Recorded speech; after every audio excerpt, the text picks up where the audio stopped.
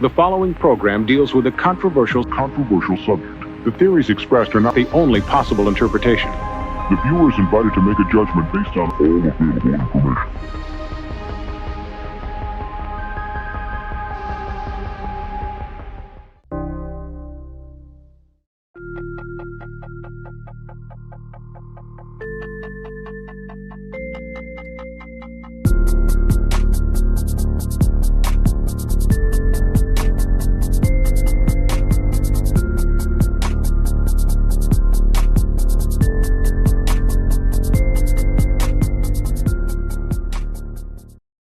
What is going on, everybody? Welcome to another Friday night, which means another House of Stein Hot 10 comic show with the one and only Ben Stein. And the whole crew is here. We got Richie, we got Hood, we got Yee. It's a good show, great show. I love this show now because it's like we got all the homies with us right now. And it's a fun place to sit here and bullshit with everybody because everybody's lives are so busy, and sometimes we don't get to talk to each other until this show, for the most part, throughout the week. So, usually when we jump on, we're all shooting the shit behind the scenes, and boy, does Stein have a story he's going to be able to tell you guys one day that's going to blow you away. I don't want to take any of the luster away from it, but well, I can share my story. I pulled a one of one yesterday. I like Yee's story. Yes. So, how you guys doing? What's going on, gents? Not much. Just a long day at work, or a long week at work, and a long day or two. But then I locked my dad out. He was on his way back from the doctors, and I took the key to work by accident. Oh. So I had to give him the key, and I couldn't find the key. In the entire office, my team is looking for the key with me. It was freaking embarrassing. So I had to go home, and I had to actually climb in the window because he can't. Oh, yeah. I know that. Yeah. Oh, so you got to break into your own place. Yeah. Yes, and there's a trick. You will never know. You'll never know. Yeah. So please tell me your neighbor across the street has like a Ring camera that we could watch that on video. Yeah, it's funny. You look and you see this fat guy just trying to get to this little window. It was funny. That is good shit, man. So 69 live in the beginning of the show, you guys. If you can, all 69 of you, it's a lucky number. Hit that thumbs up. It'll make it even luckier. We'll get more people to the show and enjoy the live chat. Have a good time. I want to say thank you to everybody that's been helping us out over the last weeks by hitting those thumbs ups. I was looking at some of the data. The thumbs up and the likes have just been, great, and we can't thank you guys enough for doing it. Sometimes I know it can be a pain in the ass just to hit a little button, if it isn't subscribed, to hit subscribe, but I want to say thank you for it. So, love you guys. Like button stroked, as Selden said. Yeah. Hey, amen. So my wife wants to get the two middle rooms remodeled, right? Where my stepsons are already out of the house and shit, right? So she doesn't know what she wants to do. So I called this dude to come give an estimate. Actually, no, she found this first guy to come give an estimate, right? This motherfucker for paint and just taking off the popcorn on two of the other rooms, because we got the popcorn off of the ceilings in the other rooms. This motherfucker wanted to charge $6,000, dude. And I'm like, hey, bro, is there going to be some fucking tile like you see in Victoria's Secret, like all marble and shit? And I was like, hey, man, I'm getting a couple of other estimates, but I appreciate you coming down and checking things out. And this dude was like, okay, I'll take 2,000 if you sign me. No, he was like, so you're not gonna go with me? Nah, man. I'm gonna get some other estimates. I appreciate your time, but like right now, like $6,000 is way out of line, bro. And he goes, I don't think so. My work speaks for itself. Hey, well, you know what? Good looking out, man. I'm sure if your work is that great, you shouldn't have any problem. Don't worry about little old me. And then he goes, so you're going to call me back, right? No, No, I'm not calling you back, bro. Oh man, Bro, we're done. He actually sent me like 2 texts, like, so no, right? No, get the fuck out of here, bro. I was just gonna call you to Jesus refi your Christ, house man. too, Joe. Never mind.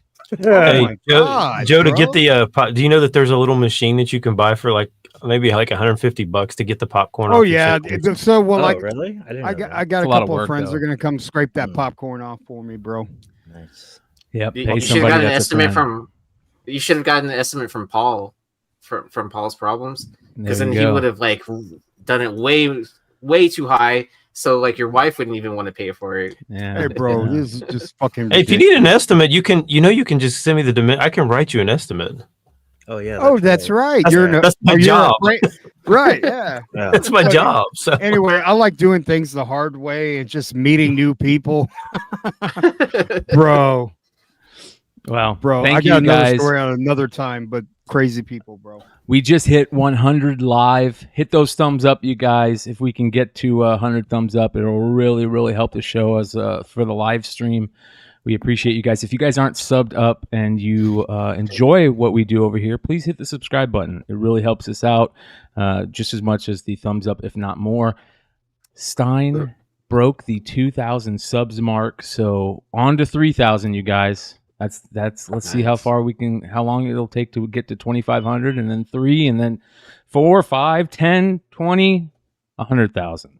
Let's do it. I think people are just shocked that we're starting on time. Yeah, I know. That's what it really is. So that's why we have like. Yeah. So that being said, there's something about being on time. So let's get to it. Buy the dip. Starting off with, it's amazing that this is on Buy the Dip. This is one of those books that is always going up and down, valleys and peaks. New Mutants 98, and this is the special variant without the blue. So I don't know why it's doing that, but it is. So you guys It's the don't get the blue on 1990 the cover. It's the 1993 version where that guy, the other guy who invented Deadpool, like Yes. that's his. Yeah, that was is his guy. version, right? Yeah. No blue What on the would cover. that Yeah. make you blue? Too bad he was off by like what 2 years or 3 years when he said. Yeah, when I heard that listening, I was like kind of like I was like I can't wait to jump on. It'd be like I invented Deadpool, or I created Deadpool in 1993. But the first appearance of Deadpool, what was it, Aaron? 1991. Good call, Aaron. Yeah. Well, here it is. New Mutants 98 on Buy the Dip. What's this one selling for right now, Stein? yeah, so there was a newsstand, which is always, other than a Mark Jewelers, but the newsstand is going to be the one that you would want. But a CGC 98 of this sold this week for $1,600, which is the lowest in 3 years. Yeah. You want to hear something crazy? I think our buddy Leg sold a Mark Jewelers of this 9.8 for, No friggin' way. for 10 times that. Oh shit. What was Good it? job, It Leg. was- yeah, I want to say it was 16K around there. Mhm. Yep. Like he had it on eBay forever Yeah. for like 25K or something like that. Mhm. And I think someone sent him an offer, and then he he just kind of needed the money. Yeah. I've been looking for the Mark Jewelers, the Mark Jewelers, and then the other one I look for is the Australian price variant. That one. Oh man, I've been after this Australian price variant for such a long time. I just gave up on that. Yeah, that's a tough one. That's a tough one. I- But I- 1,600 for 9.8, I still think that's pretty good for this book. I'll be honest. I remember when this book was way lower than that. Even at the, when Deadpool movie came out, it was probably lower than that.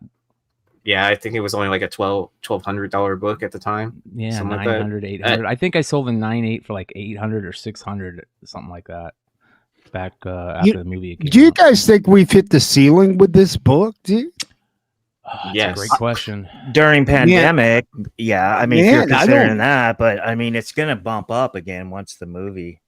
You know how What- that works. With how many copies are out there and stuff like that, like it's a plentiful book. But I mean, I guess you could make the same argument, like, oh, ASM 300 has like just as many copies, if not more, and that has like the demand for it. You know, the only thing is, guys, is like you've got Amazing Spider-Man done by all these different actors.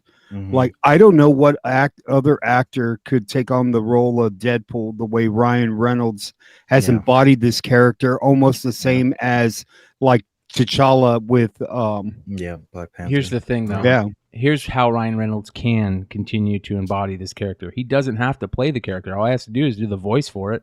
That's true. That's You true. know? So that's the good thing about a masked character, right? You don't have to pay the guy, to do the acting. The acting part. Yeah. Yeah. So, That's but true. 1600. Would you guys buy a newsstand for 1698 newsstand for 1600? No. I don't No, know. 'cause I already Maybe got- I already I got watch them. this book all the time. Probably, maybe if I had the money. I got like 3 of them newsstand 98. Really? I That bought is a, one of my favorite characters, man. Like, Yeah, so is Aaron. Me and Aaron buy the shit of fucking Deadpool, man. yeah, after the second movie, the prices dipped so low. Like I bought a 9.6 newsstand for like $350. Mm-hmm. Yeah, So I'll dude. pro- I I mean, prob- like, Yeah, I'll probably send it over to Joe to Yeah, hell yeah. CPR that CPR. bitch. that's the play. I've pressed so many 9.6 New Mutants 98s. That's the play right there. I mean, you want to talk meat on the bone, but there's a chance it could be a 9.4 too. So like, but the upside is pretty good. Billy and Yeah. Brian. I agree. Yeah, I agree. That's good stuff, man. 1600 for a 9.8 is still a high price in my opinion. So, Yeah. but moving on. Yeah, to I the agree. Next book on Buy the Dip. Lock and Key issue number 1 is down low enough that we all should probably be looking to buy a 9.8 of this. How much of these? This was Stein?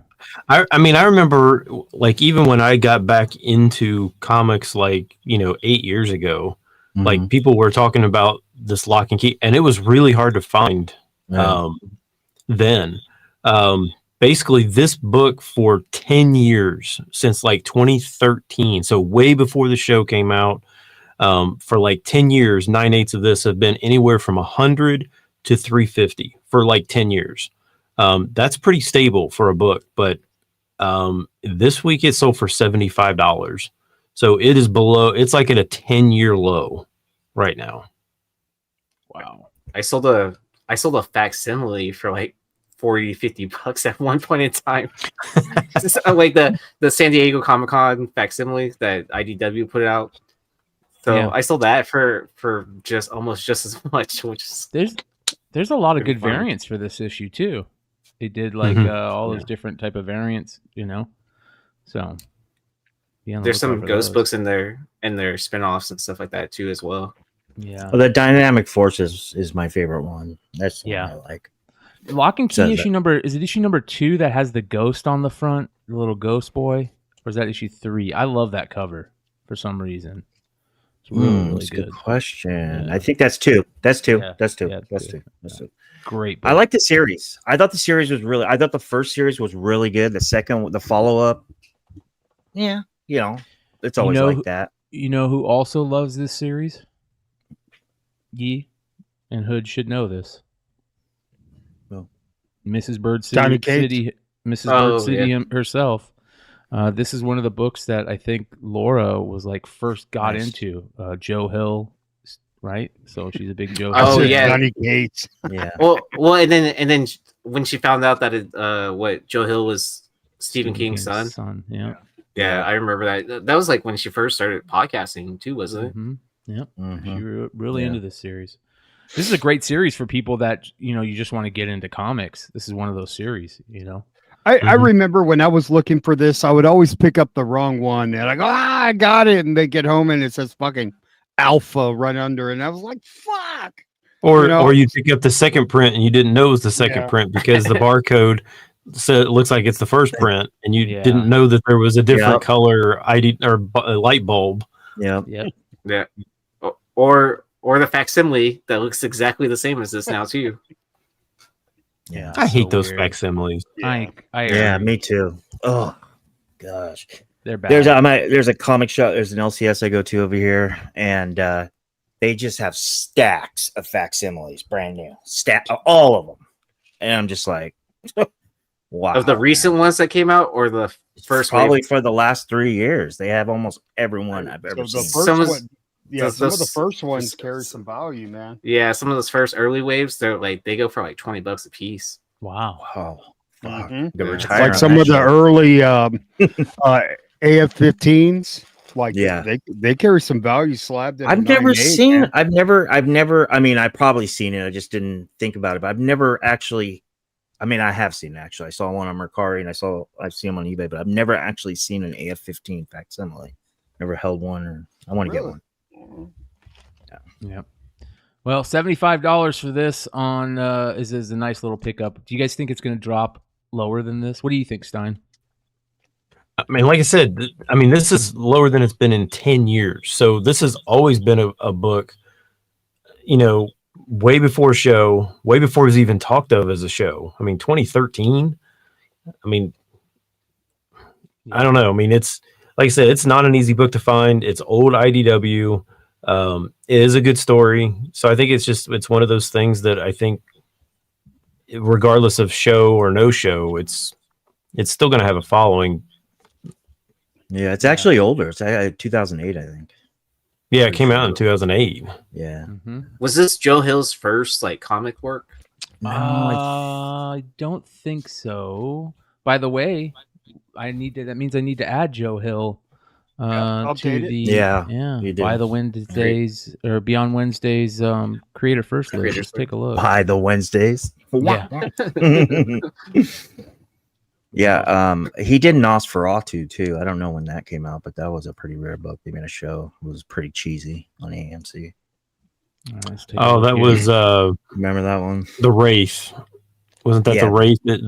Yeah, Nosferatu on the. Yeah, I don't have Joe the Hill on license here. plate. So somebody add Joe Hill. Somebody did add something to this. Haven for Heroes said delete, so we will delete.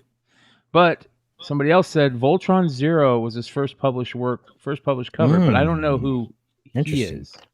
They just put Pops and Comics just put Voltron Zero as his first posted cover. Oh, I Oh, see. Where is this? Mark Brooks. Oh, right here, Mark Brooks. Voltron Zero was really?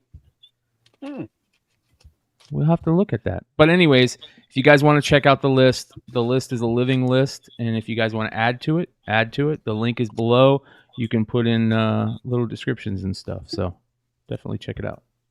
You've got your own little Wikipedia that going there, Brian. You know what I mean? Dude, bro, I've been putting this list together for like 10 years, and I lost half of it when I got my new computer. So there's a lot of people that aren't on here, like obvious people, because I lost a bunch of them. So, but yeah, if you guys want to check it out, the link is below, and it's in all the other stuff. So, and then there we go. There's somebody on there right now. So go check it out. Books. Check them out. All right. Next on the Buy the Dip, Noctera #1. This blew me away. $26 for a 9.8. That's crazy, bro. Yeah, this one kind of like so it came out in 2021, and it basically started at like 160 for 9.8s, and it's just kind of slowly just dropped and dropped and dropped. But Yeah. $26 buy-in is pretty cheap. I would be paranoid to accept like if I won an auction on a slab that for $26, the first thing it's coming back cracked, to me. I mean, I don't think I've ever won an auction that cheap on a slab, but I would feel guilty about some karma would catch up to me for taking somebody's slab like that. No. Big Valentina Nosh. Riggs. Go ahead. You guys remember Big Nosh? I haven't seen him lately, but Big Nosh was a viewer, community member back on the Flipside days, and I haven't seen him for a while. I don't know if he's still watching. If any of the other content creators know, let me know. But Big Nosh sent me Noctera like 1 through 12 or something, just because he's like, hey, have you read this yet? I'm like, no. Next thing I know, 1 through 12 are showing up at my door. So I read it. It's excellent, man. It's a great series. It's really good. So But Yeah, man, the secret variant's pretty cool. A lot of people are misinformed. The secret variant is visor down on Sundog Valentina Riggs, who's on the cover, and including myself, because I wasn't, I guess you could say, privy to that once the book dropped. I knew it was coming out. I just didn't know much about it. And then when it dropped, we were all on Flipside at that time, and I grabbed mine from Lone Star, my comic shop, and they had it listed as secret variant, which I believe the secret variants are what, 1 in 10 or something like that, 1 in 9, whatever it is.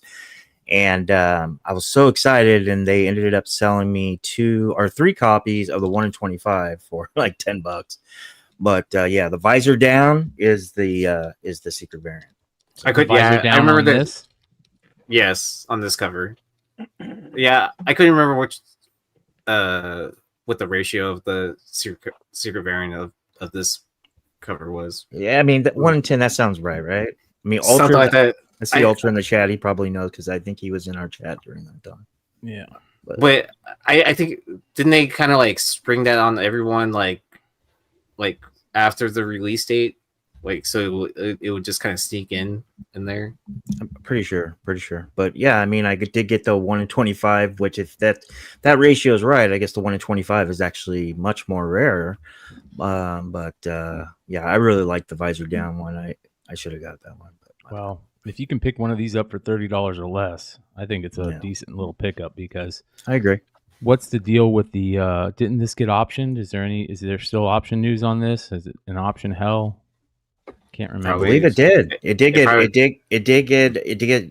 optioned, but I haven't heard anything since because of the writer strike. But the writer strike's over, so we'll probably if there's news and if it's really in motion, then we'll probably get news probably within the year. Did they make a deal with the writers that they weren't going to write dog shit anymore? I mean, was that part of the deal? You respect Scott Snyder. He's trying to do something outside of Batman. Yes. Yeah. Good luck with that. So, all right, moving on. Next, we've got X-Men issue 22, the JTC negative space variant. That's a special blue background variant that you guys aren't seeing right now. So, I hope you enjoy it. Oh man, it looks like that Thanos. It does. It looks like Thanos right now, dude. I gotta try and fix this. So we'll see if we can do it. Ooh, that would be a cool one. Right here? Yeah. Like looking at that, oh yeah, that would be awesome. Yeah. Especially if it's moving. So did you guys buy those JTC books when he lists them? October 5th. I did. I bought a couple Mall. one. I got the Anakin blue. I actually ordered 3 of those, but then I ended up getting 2 in the mail, and I got a I'm sorry letter. It was like a copy and paste, I think. But are you specifically talking about the Psylocke? The Psylocke and the White Queen one? No, just I mean like any of them, because I mean like the buy-ins are what, like $25 or something, like off his website or something. I think it's something 30. like that. I think it's 20, 30. 40, depending on the book. Something like that. You're close, yeah. Yeah, I mean yeah. I just am sitting there trying to think. I mean, because this sold this week, a CGC 9.8 of this sold for $40. So Jesus. I mean, so the buy-ins, I was looking at several. I mean, really, other than the Wolverine, which I don't know why that one is like the C2E2 one, the C2E2 one. Yeah, whatever it is, it's like numbered at like 3,000 or whatever. Gotcha. It actually has numbers on it too, though. Yeah. Numbered. Yeah, so I don't know why that one is an anomaly, that it still sells 9/8 of that still for 300, 350, whatever it is. But all the rest of them like sell for literally almost nothing. I mean, $40 for this. And this is I see a little blue on there now, Brian. I'm trying here. Ooh, almost. I'm trying. He's doing like those 3D cards from the 1980s where you like turn it and it changes color or changes Sport Flicks. Yeah, like Remember Sport Flicks. shit? Yeah. I thought that, like you remember that Conseco rookie and Ozzy Guillen. That shit, man. I thought I was gonna be a millionaire when I was a kid. I got it. It's fucking worthless, bro. Do you remember the Grand Slam Breakfast 3D cards from Denny's? From Denny's? Yeah. Yep. Yeah. Yeah, so I don't know. I mean, I just, I mean, I know he's still putting them out, but like, why would you even buy him? You can just wait a little bit. And I mean, this one's from this year. I mean, this is 2023. So this is not like years old. This is this year. I mean, you could have just waited and bought a 9.8 for less than you paid for it raw. But they did this one differently compared to the other ones. Like the other ones, they from his website or from like C2E2 or whatever. Those were limited to like what 3,000 or whatever. This one and the White Queen one or whatever, they basically took like, how many do you want to order, and then we're gonna print to that many. So it was why like, would you do that? So it's like not quite. So it's basically like an open to order situation, right? Instead of like, and then it's like, hey, we're gonna cut it off at this time. So instead of just like setting a number to it. So that's probably why it sold for $40. And I would assume that you could probably also buy pre-screen 9.8s directly from him for probably like $150, $150. It's my guess. I don't know. I didn't look into it that deep, but when I saw that, I was like, kind of like, I'm not gonna buy into this. Nope. Good call. Yeah. Well, I tried to fix it, you guys. I'll have to play around with this later. Everybody loves the Star version better. I know. It's good shit. I mean, the same thing can be said about the Thanos cover. Yeah. Yeah. Very true.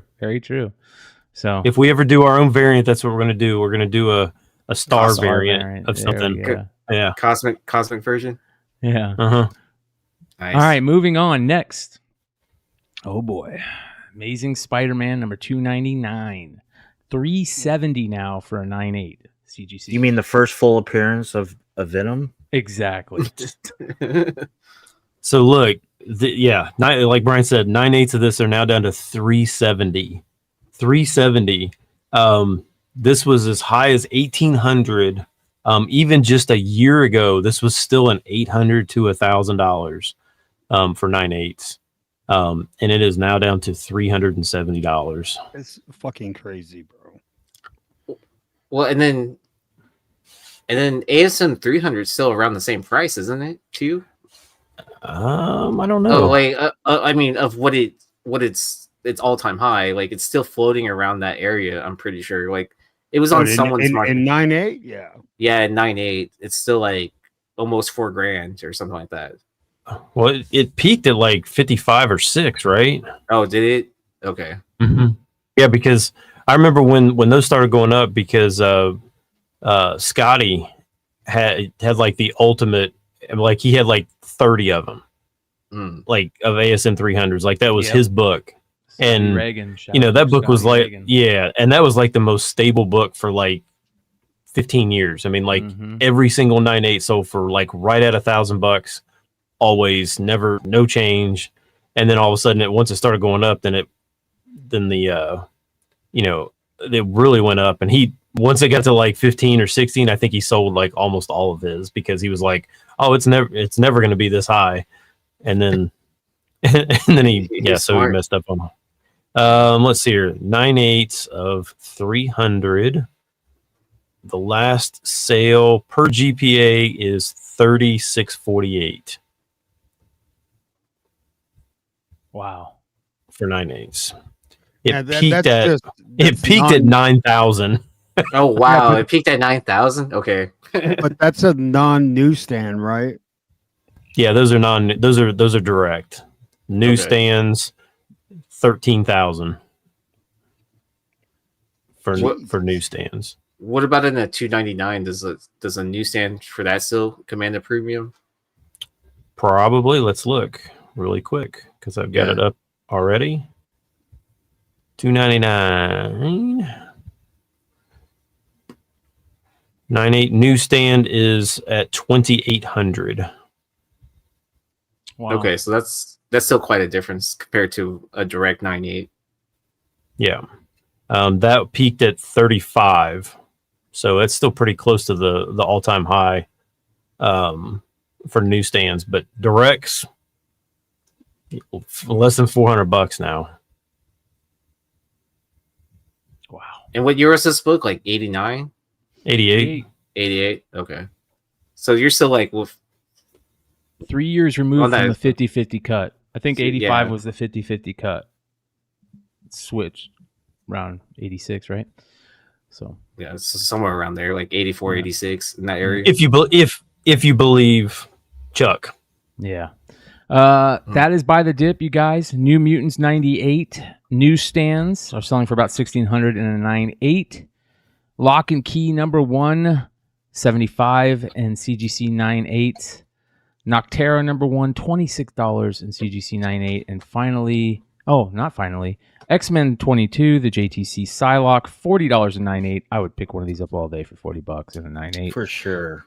And Amazing Spider-Man 299, the first appearance of Venom, $370 and a CGC 9.8. So you can get the first appearance of Venom for $370 and a 9.8, or the second appearance of Venom for what, $1,300 and a 9.8? 3,500. 3,500. So yeah, makes a lot of sense. So, all right, you guys. Before we move on, I want to give a big shout out to everybody in the chat. 184 live. Hit that thumbs up, you guys. If you're not subbed up, hit that subscribe button.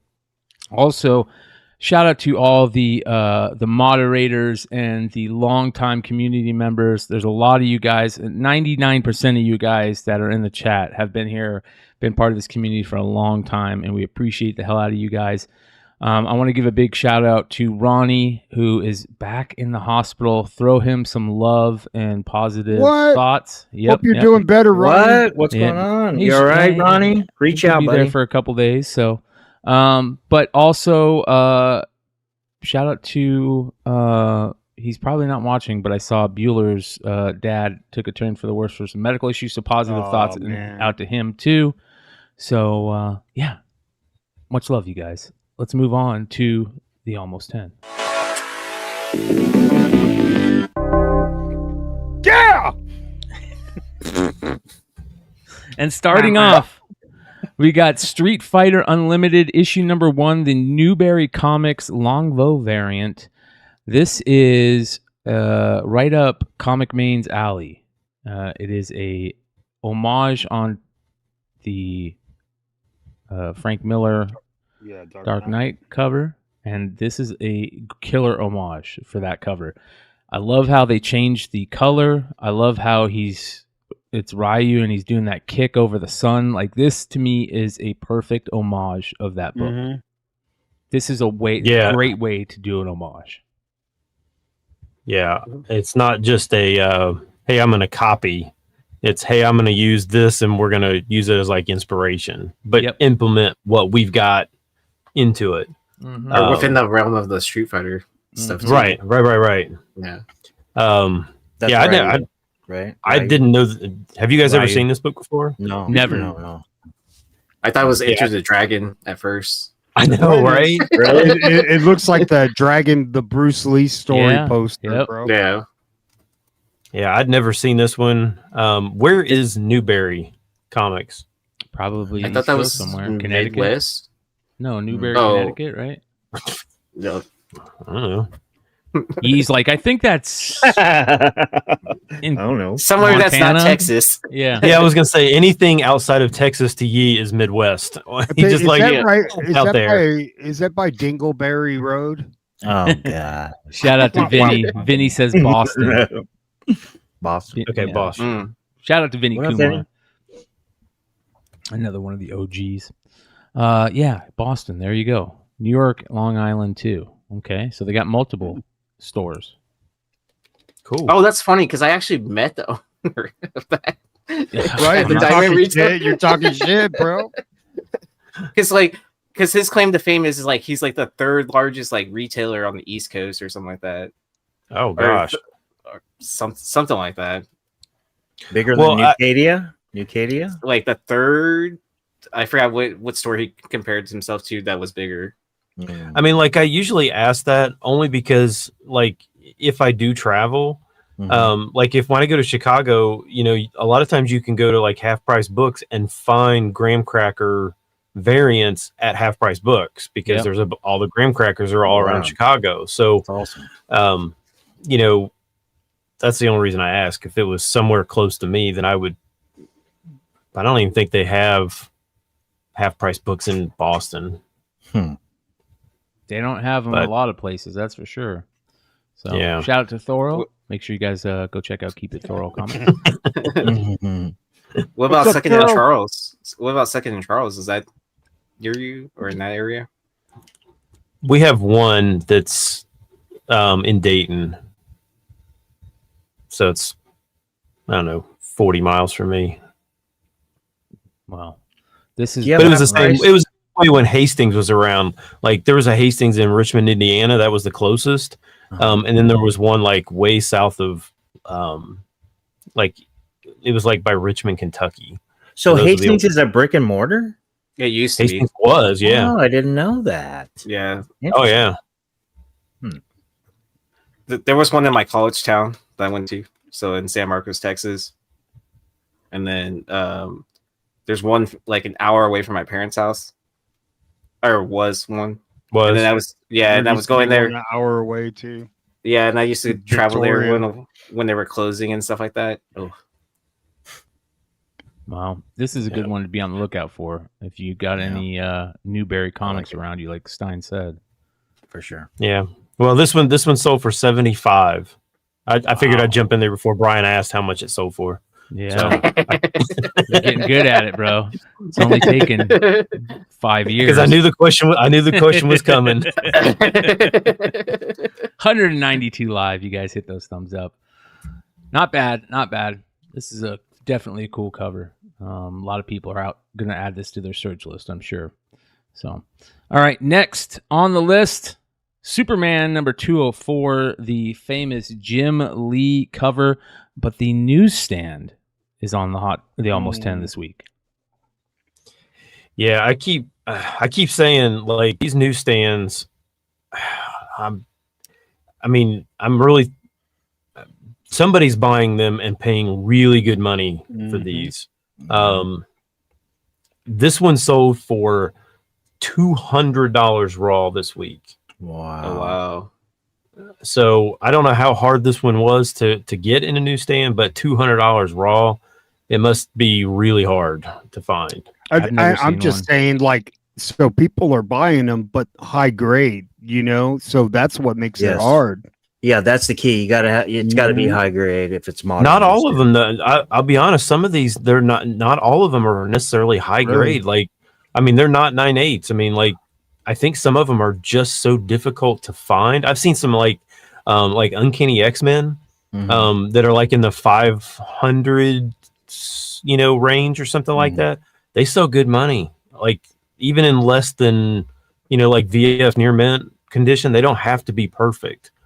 Like I said, I don't know if there's people out there just trying to put like runs of these together with all newsstands. I have no idea, but somebody's buying them. I'm in a Facebook group. It's all newsies, and a couple guys in there are really deep into it. A couple buddies of Dinesh's, they're really into it. And I know a couple guys that are putting volumes together. Oh wow. Best they can do, because some you just can't find or they're just not available. But Well, I think there's a lot of talk about this book and the Batman book because of those foil variants that are out there. But yeah, I would much rather have a newsstand over this. That's for sure. Yeah, Brian and I were chatting before the show. I was like, which one's more iconic? Is it the Superman one or is it the Batman one? And then Batman. I think Batman by far. more iconic. Yeah. yeah. Where's the sign? Yeah. The more iconic. I don't have a more sign. Yeah. So I'll put a plus, right? Does that work? Plus iconic. Yeah. Wow. Iconic plus. For all the drinkers out there, how much did this sell for again, Stein? 200 raw. 200 raw. Not bad. Does it All work right. if I ask how much? I'm joking. Drink. Moving on. This one's a cool one. Spawn number 139, the Brazilian variant. This is from a publisher called Abril, and they don't know when it came out. Not much information on this one. Wow.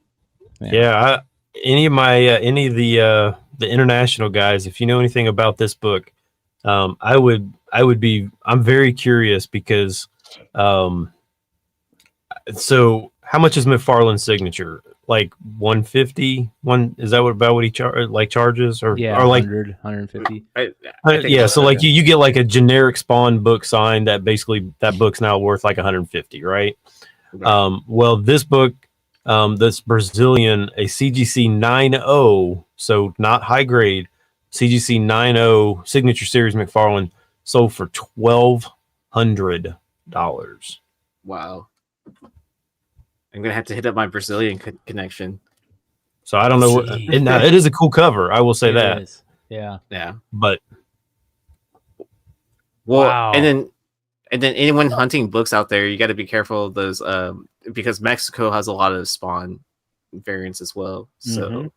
She looks even like though that. it's Spanish versus Portuguese, but yeah. You know, she looks like, or I think it's a she. Looks like that new Black Widow symbiote in Venom 26. Doesn't Richie, it? are you assuming gender right now? Hey man, my Irish side of my family's ginger. Okay, that's where the silver fox comes from. So pipe down there, YeeZee Yee. And the carpet matches the drapes.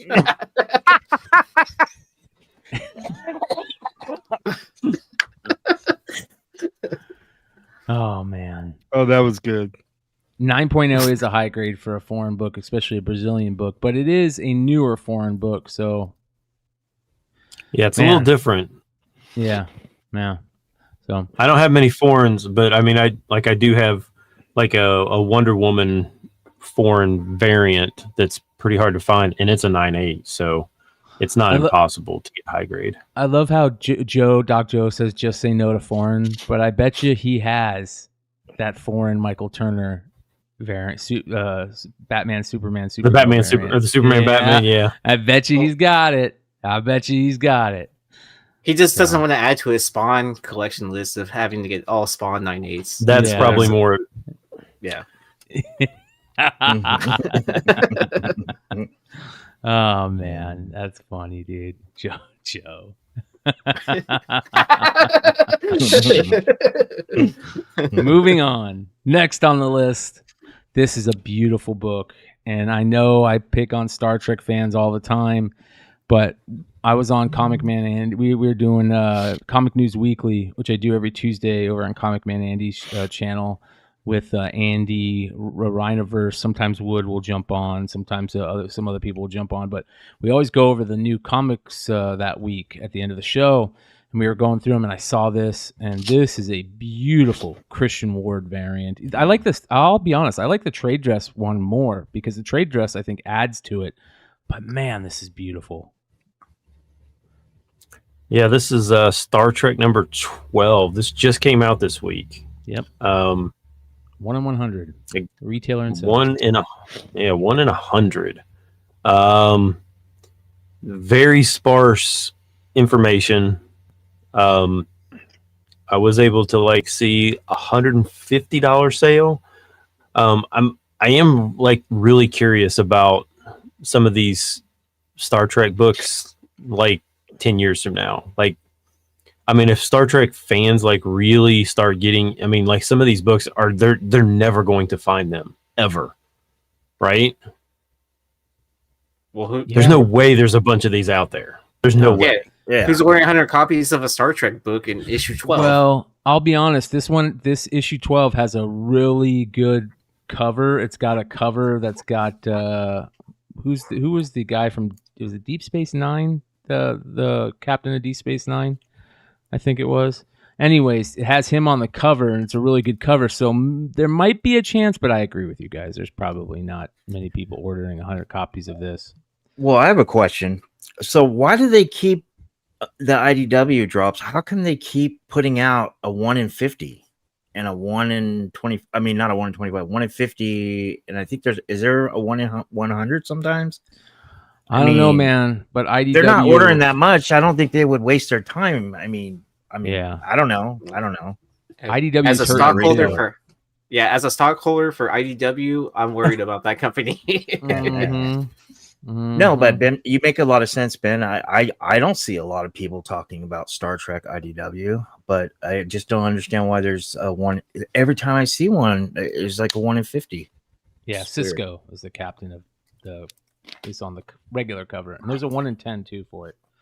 So Interesting.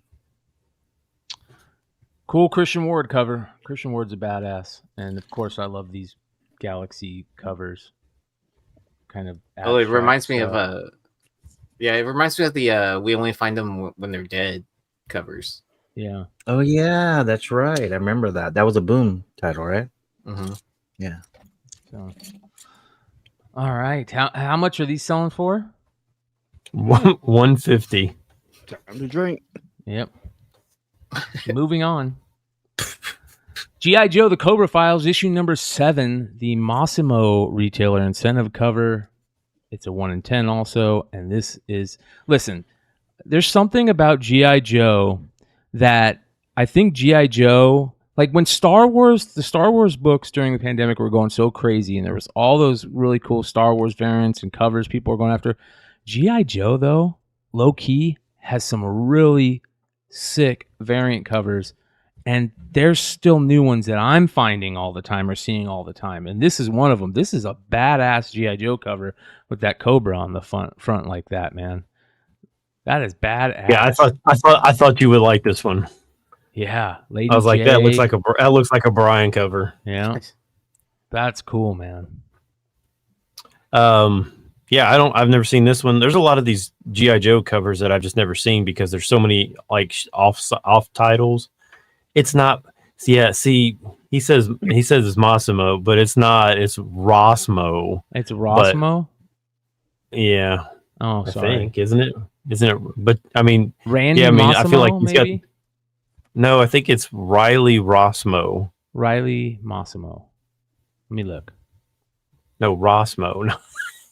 I know. You just really want it to be Massimo. I know. I'm looking. Hold on. Brian wants to pull out his shirts from Right from Target. Dude, they used to be high end. Massimo used to be really high end. They sell them at South Coast Plaza. They used to have a store, and then Target bought them. And like True Love, remember True Love False Idols? Yeah. It was during the Affliction years. Oh Yeah. gosh, Riley Rossmo. True Religion. It's Rossmo. You are right. I had Mossmo on the head for some reason. Yeah, this one's a $75 book this week. I'm not surprised, to be honest. This is a cool one. I agree with Brian. I like this one. Yeah. Thank you for that one. Hey Fro sells with that one. All right. Yeah, this is a cool one. Beyond, just go look through the G.I. Joe boxes. That's all I can say. Just go do it. Real quick. So one of the first few times I met Nate, we went to a Bedrock sale, and then our first section that we looked in together was the G.I. Joe backbin issues, and so we were just going back and going through them at the same time, and we're like, anytime there was a duplicate and we both wanted to cover, like we both pull them out and like, here you go, you have one, I have one. So it was pretty fun. Who attacks full splits? Lady J, bro. Moving on. Mighty Morphin Power Rangers number 112. I don't know how to say this artist's name. Is Yakuri? I don't know. It's the Virgin 1 in 75, which is interesting. Another Boom Studios. Yeah. Well, here's the thing, though. I got to ask this question. I feel like now with so many artists being digital-only artists, there are so many artists that look a lot like Art Germ out there, man. And yeah. So I can answer this question real quick for you. He studies in the Art Germ school. Okay. All right. So yeah. Wow, So like, nice. and then like, yeah, he's like one of their top like students. yeah. And so yeah. Well, so, that makes sense. There you go. Yeah. How do you say his That's name? like with like Derek Q does that too, and Derek Yeah. Chu's a part of that, and then I think it is pronounced Edukuri. Educuri. Okay. Were we So just the- talking about this last week, Brian? Like we were just talking about this last Really? week, right? Yeah, cannabis, baby. Yeah, so like these people go to Art Germ school so they can draw like Art Germ. Yeah, that's what I was so. saying last week. I go, they all seem like Art. Yeah, I remember that. Okay. Gotcha. Man, that is like the perfect gig for him. Oh yeah. Like, Yeah, somebody draw needs to like come- me. yeah, just be like me. That's like the greatest thing ever. Yeah. Just But- teach people to be like you. How hard is that? I really like to have this a whole cover. school. This cover's sick. Edge a Curry. Edge a Curry. There we go. Yeah, Edge so a you had Curry. it right. Yeah, you had Edge it of right. Curry. I think, like, Educurry germ. Yeah. Edge a Curry art jump. No, Educurry germ. but it was so Kunaka funny Kunaka when I germ. met them all at MegaCon. Everyone wanted an art germ autograph, and then like Chu, Ejikuri, and Kunya, Yeah. they had a handful of people getting their signatures, and then I got through the art germ line really fast, and then I went outside to go smoke a cigarette, and then it was funny. All three of them came out there, and they were smoking a cigarette, and I was hanging out with James at the time, and then they were just like so interested in like James's tattoos, like, and then we're just like had a conversation from that. So I thought it was pretty cool. They That's badass, dude. they go to cons like like gangs. They're like the art germ gang. You got a problem with us? Yeah. So. What's this selling for? This one is selling for 70, so right at ratio, but it's pretty sparse. There's not many of them out there. And I think and I don't know much about Power Rangers. In fact, I know probably less than anything other than they've got different colors. I thought I saw there might be a first appearance in this book, but I'm not 100% sure. But I don't know who any first appearances of Power Rangers would be. I mean, we just gonna add another color. I don't know. That I don't know this who these- also has the Bjorn Barron's zombie variants. Still has a zombie variant in this one, or covers, and it also has that. What's the main bad guy? Zordon? Is it Zordon that's the main bad guy in Power Rangers? The one where he's holding the one, all the covers where they're holding the helmets, that they made. And everybody and their mother has one of those, including Shredder. So, but yeah. Moving on. Shredder? Yeah, Is in they Power they Rangers? they did a Mighty Morphin Power Rangers Ninja Turtles. Oh yeah, where the Green Ranger became Shredder or whatever. Yeah. Yeah. Oh, that's all right. That's weird. I was That like, what was that? Issue 3 in the TMNT Power Ranger crossover, the first go around, because they were on the second part of that. I couldn't tell you. Yeah, but they're cool looking. All right, moving on. All right, this is an interesting one. Meg by Steve Alton, or Steve Alton's Meg. As you guys know, this is a movie, right? Meg is a movie, or is it a TV show? It's a movie, right? That everybody's going to see. Now, this is interesting because there is very little information I could find on this. They did do, this is issue number 1. There's 2 covers for this. There's this cover, and then there's a rare Indiegogo variant, this one, that you can find also for this book. There's also trade paperbacks, and I think for the trade paperback or graphic novel for this, there's a Jaws homage. Let me see if I can find it while Stein's talking about what these were selling, what this is selling for. I'm just watching the YouTube to see which pictures, and my YouTube feed must be really slow because It's the one live. that I saw. Okay, yeah, I mean it just pulled. Okay, so the one that I saw is actually the shark is eating a dinosaur. Yes, so that's A the T-Rex. graphic novel. Let me show you that. All right, so here we go. Here is what the graphic novels look like. Let me go. Sorry, you guys. All right. It's a big fucking shark, bro. Here's the graphic novel right here by Dabble Brothers. Right? So, Hold is this on, the one look. you're talking about, Stein? Let me look because Shark eating a Tyrannosaurus Rex. a Tyrannosaurus Rex. I didn't say What's that. that? Stop it. Don't cancel me. Well, it's a megalodon. Yes. It's a megalodon. It's a megadon. Dong. Megadong. But yeah, here's Let some me of see the if I art can- inside. And then check this. Look at that. That's badass looking right there. And then look at that one right there. Mm. Ooh, I wonder if Z has that cover. That's like that Deadpool cover. Yeah. Oh yeah. The Jaws. Okay, hold on. Show me the one that you showed with the dinosaur. Here's the one with the dinosaur right here. Okay, so the one that I'm actually okay, so it looks like that, except for it does have a barcode, and it's just a, and it. Here's another one. This was So- put out by Steve Alton back in February of 2018, and he says coming in March, Meg comic issue 1, and this was his first idea for the cover, but it was a work in progress, and they didn't go with it. So it's hard to find information on this. Here's some Okay, more information. Here, let me share my screen. I'm gonna share my screen real Okay. quick Okay. because I got it pulled up. All right. Let's see, present, share screen. Yeah, this is a cool book that a lot of people might not know about. Okay, so this one. Okay, All so you guys can you? There we let's see, go. hold on. Yep, that's it. Okay, so all right, so this person actually showed the inside of the book as well. So here's like Mhm. the inside. So it's got retail edition. It's not a trade paperback. It's not a trade. That's interesting. So this And is the Dabble and they Brothers show, like, version. Yeah, and they show like the inside, some of the inside art. Look Ooh. at that. Yeah. Isn't that awesome? That is cool. So that one sold. Well, see, there it is. Look at that. Go back to that.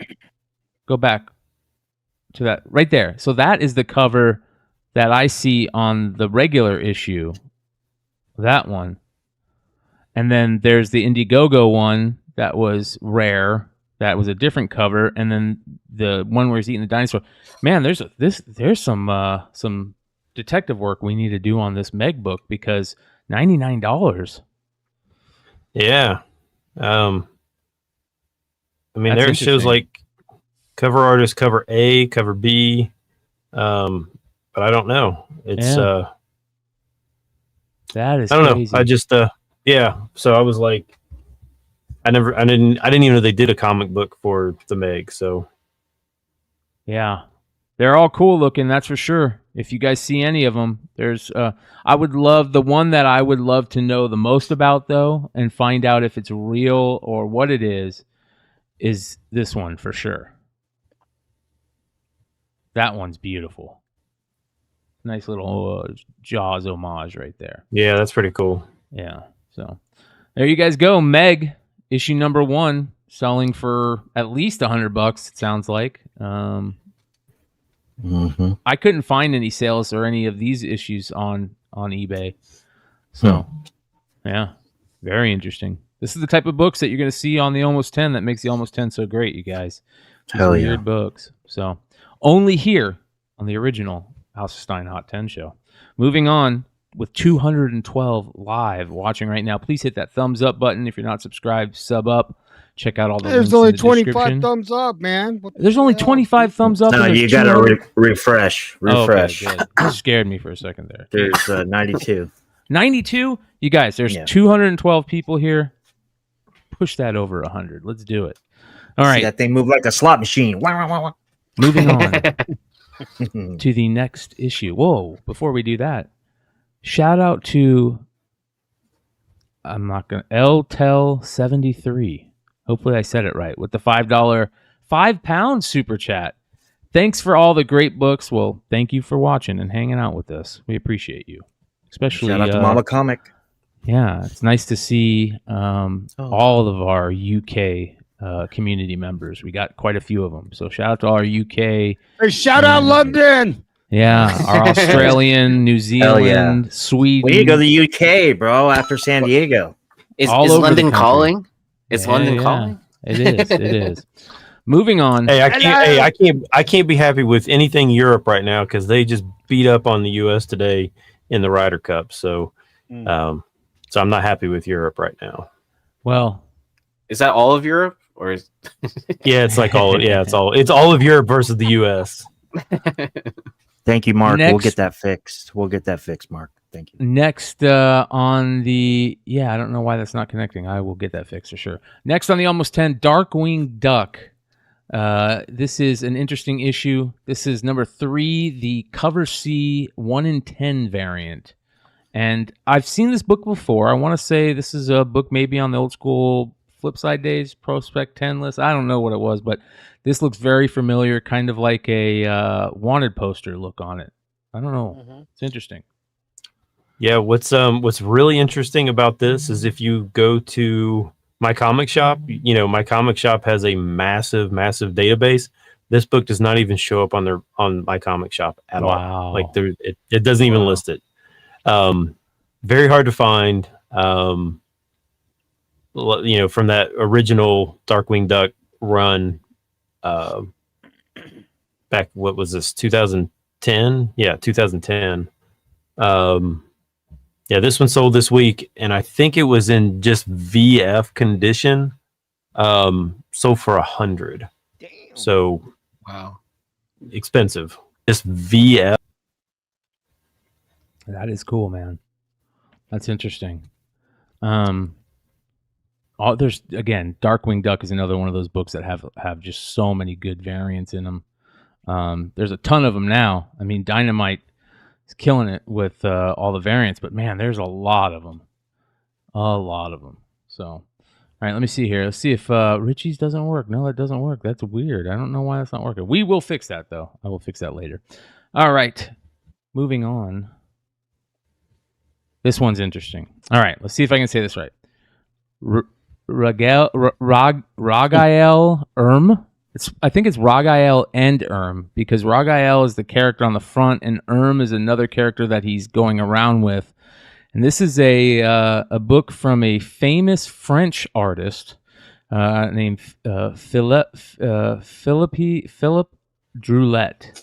And Philip Droulet is a French comic artist. Sounds like he is talking right now. Yeah, I was like, have you been watching too many of my videos of mispronouncing, butchering baseball player names or soccer players? Philip Droulet. Philip Droulet, yeah. So, who is a longtime comic book and science fiction artist. And he's a big time artist. A lot of people look for his work, like in that style of like Lovecraft, and also who was that famous French artist, Mobius, right? Mobius. But this is same type of thing. So very interesting book. Man, Josh says he's got a couple of those Brazilian spawns, dude. Wow, dude, those are sick. That's so sick. Send it into the McFarlane's signing then next time. So I want to show you guys what the art on the inside of this book looks like. Check this out. Look at this art, dude. Oh, damn! That was my first eye. It's gonna look super psychedelic, trippy. Look at this. And that did not disappoint. Jesus, you can make a cover out of that easily. Very Mobius style, like Jeff Darrow. Like, look at that. That's sick. Yeah. So just beautiful. What is this? I mean, what is it even? Looks like hell, bro. That's cool, right? Angels and demons, or whatever. Yeah. Demons and angels. I just realized those were words. Like, it didn't even look like words. Latin. Probably. So you got to be in the right mental mind state to read it. So here's the good thing about this. One of the good things about Cover Price. Shout out to Cover Price, who I used for a lot of my data. Is whenever Cover Price doesn't have something in their database that we're doing on the Almost 10 or on the House of Stein show, they'll usually update it. And this is one they do have on there. It's from 1975. They don't have a cover on it, so hopefully we can get them to update their cover on this. But it doesn't say anything about the series info or anything about that. So basically, I think it's just like two characters wandering, doing their thing, old school heavy. Also, this guy did a lot in heavy metal. I think this old story was in heavy metal too. There was times when it was in heavy metal. Seems like it would be, right? Yeah. So beautiful stuff. What is this selling for, Stein? So there was a CGC 8.0 with a cracked case that sold this week for $150. Wow. That's respectable. Yeah. 1975. There's an English and a French version Damn. too. So, yeah. I don't know if it was the English or French. I couldn't even read it. I'm like, I don't even know what I'm looking at here. Yeah. It's crazy, right? Mm-hmm. It is crazy. It's a perfect almost 10 book, that's for sure. That's for sure. Yeah. Moving on. Our last almost 10 book this week, Elephant Men number 32, the JSC variant, which is a 1 in 15. J. Scott Campbell and Greg Capullo on those Elephant Men covers. I mean, there's some great Elephant Men covers, but J. Scott Campbell has quite a few of them. You know? Yeah. And I'm just going to say this, and I don't remember if I mentioned this on the show or if I mentioned this to you guys backstage. Several weeks ago, I was at a soccer game and I got a notification on my phone that my comic shop had a book that came live that it was on my want list. Nice. And I tried to log in and buy it really fast because I got the notification. And where the last time it's been so long since I bought anything from my comic shop that like my credit card that was on file had expired, so I had to update my credit card. And by the time I did, it said this item's no longer available. This was the book that I was trying to buy, was this stupid thing. And my gosh. Yes, it was this book. So my guess, because this book never comes up for sale, so my guess is this is the guy that bought it and then resold it and resold it. And he's actually from his shipping thing is from Ohio. So wow. Northern Ohio. It's up in like Josh's area, but still, yeah. So somebody stole it from me, and but yeah, this sold for $250, and it was on my comic shop for like $4. Oh, Damn. 250 raw. Damn. $250 raw. Wow. So it was your evil twin that bought it then? Must have been from Ohio, dude. But this is Men has to be one of the coolest looking series ever, dude. It is so it's a badass looking. It's a weird story. Like I've got a trade of because I just was like, what is, I don't even understand what's this Elephant Man. And I don't even remember which issues it was or anything like that, but it was an interesting story. But this is the JSC one that I don't have. Because this was a connecting cover, if you didn't know. Yeah. And this is the one that I do not have of those connecting covers. So this is the one I need. But the most famous one is that JSC one, which is the back cover, and then they did the variant for it, the sketch variant, right? But a lot of people don't know this. Make sure you're when you go looking through the Elephant Man stuff that you know the numbers, because they have the back covers that are interchangeable. So you might flip right past some of the really tough to find Elephant Man books because you aren't seeing the right cover. Gotcha. Do you know a story about that? So there was a trip that I had to Denver several years ago, and I don't know if you guys know an old CBSI guy, Keith Shima Bikuro. I don't know if you guys know Collectibles. Shout out to the Collectibles. Yeah. Old school stuff. Yeah, and he I think he writes now for Cover Price or something like that as well. But so he lived in Denver, and we met up, and we went to a comic. He was like, "Oh, let's go to this comic store." I was like, "Okay, cool." And it was huge, and I was looking through Elephant Men, and I knew that that JSC with the sketch and the color were flip covers. And I found 5 of them in a box, and none of them they were all just bagged and boarded with the front cover on there. And so they were all Cover Price. And so I got I think it was 3 colors and 2 sketches for Cover Price from that find. Wow. Not bad. Yeah. So shout out to James Kreider, who says, I keep beating the drum on Elephant Men 29, which is the first Tula Lote comic cover. So you know what that means, you guys. We update the list. We update the list.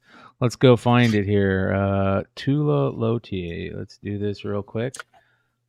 And while Brian's doing that, if you know nothing about Elephant Men, The print runs on these were so low that for many issues, they literally did not crack the Comicron top 350. Like the bottom print run for the regular issue was like 1100, and they didn't even break into that. That's how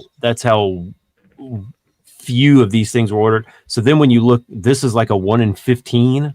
So nobody was ordering this to start with, and then you add an incentive variant onto a book that nobody orders. Yeah. I mean, there's probably less than 100 of these out there. And Joe has 5 of them. Have you guys read this book? Yeah, it's The story? excellent, dude. It's weird as hell. I'll check The it out. art Super is weird. amazing. Dude, it's badass. They're like rhinos, Hell yeah. elephants, these animals that are like warriors. Mm-hmm. that And they- cops, and it's Yeah, they're it's just real strange. The rhino Capullo cover is amazing. Nice. Was it the rhino Capullo cover? Capullo did the rhino one, right? Where it's the rhino and I think he's holding a gun or something. No, the Capullo's got the Egyptian girl Oh yeah. with the maybe with an elephant. I can't remember. I but think it's with the rhino. and maybe it is. Yeah. So, Mrs. Horsecock Express, one of the greatest names in all of YouTube, says, my Stein pack had an elephant man in it. So there you go. Heck yeah. Yeah. Boo for me. Shout out Horsecock. Oh, look at that. She is credited as Lisa Wood on the cover. Great information that I need to add. Wow. Yeah. Okay. Credited Getting Kreider, bro. as Lisa Wood. It's a Kreider, bad dude, what's man. what is her first professional work? If you don't mind me asking, if anybody knows that, put it in the live chat. Kreider puts her address and phone number on there too. By the way, if you guys aren't following James Kreider on IG, there's something wrong. One of the top 3 best comic book IG accounts to follow. Hell Absolutely yeah, amazing, you'll yeah. make you spend some money, man. Yeah, Jesus yeah. Christ, man. It's James Kreider, Mr. Longshort, and Chloe's Comic Swag. Those are the 3 for me that are just like must follows. So, ladies and gentlemen, that is the Almost 10. I hope you enjoyed it. If you guys missed the Almost 10 ever and you want to check it out, I am clipping the Almost 10 and putting them on Beyond Wednesdays right before this show on Friday nights, but it's always the week after. So I did put one on today, and everybody was like, "What's going on here?" And then everybody's like, "Oh, this is last week." Yeah. So just so you know, what I'm doing is I'm waiting a week to clip it and put it on Beyond Wednesdays, just so it doesn't take anything away from House of Stein, because we want eyes here first. And there's 218 eyes that are watching this live right now. Hit that thumbs up, hit that subscribe button, and let's move on to the point of the show everybody's waiting for. Let's go, baby!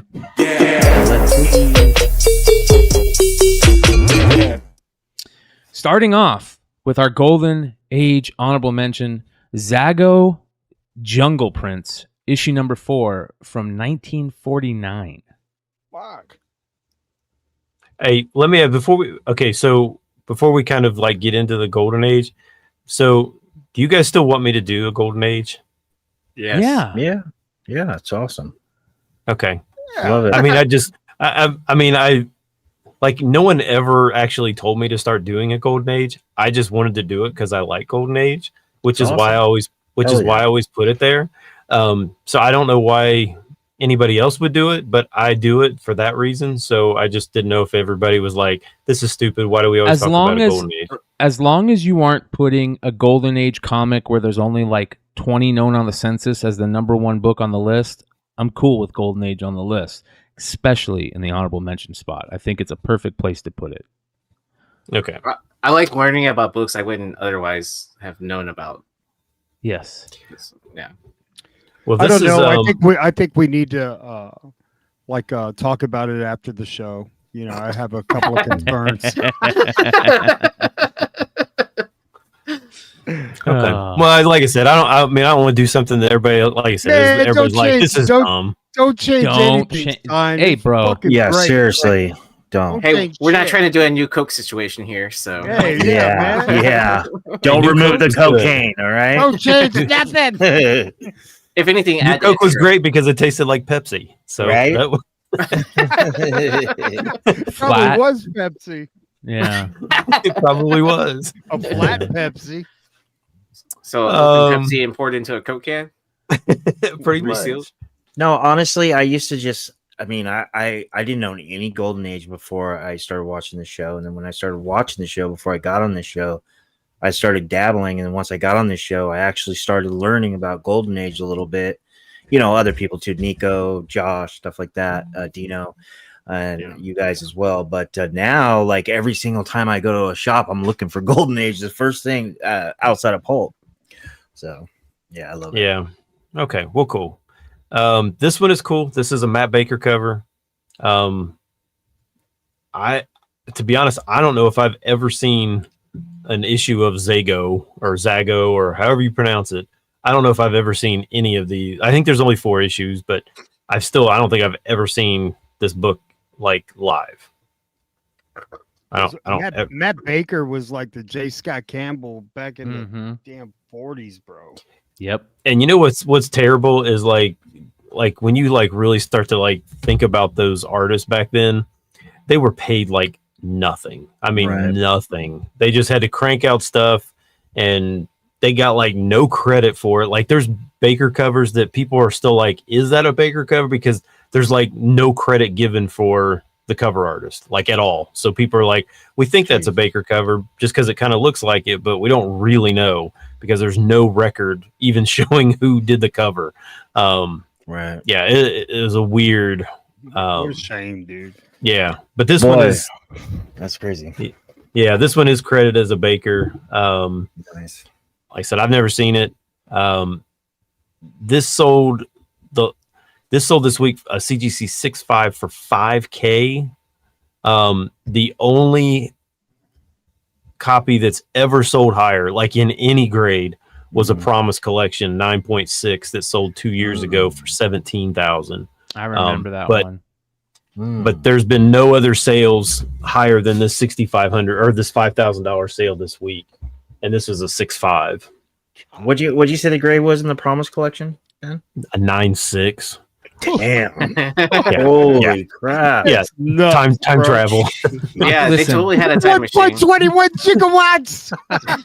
I still say the Promise Collection is the greatest pedigree out there because not only The story. how great, the condition they were in the books, Yeah. the story is what makes it the best pedigree over the church collection, the Mile High collection to me by far, just Hell because yeah. of the story. Yeah. I like both. Both of those collections are, I mean, they're basically hobby defining collections. I think the church collection is just so because it has the big basically books, changed. Yeah, well, and it just changed. It collection. just changed the entire landscape of comics. Yeah. I mean, it was. Yeah. So I think Great point. that's probably why. Yeah, that one's probably why it's always going to be number one. But this Promise Collection, I would put it at number 2 now.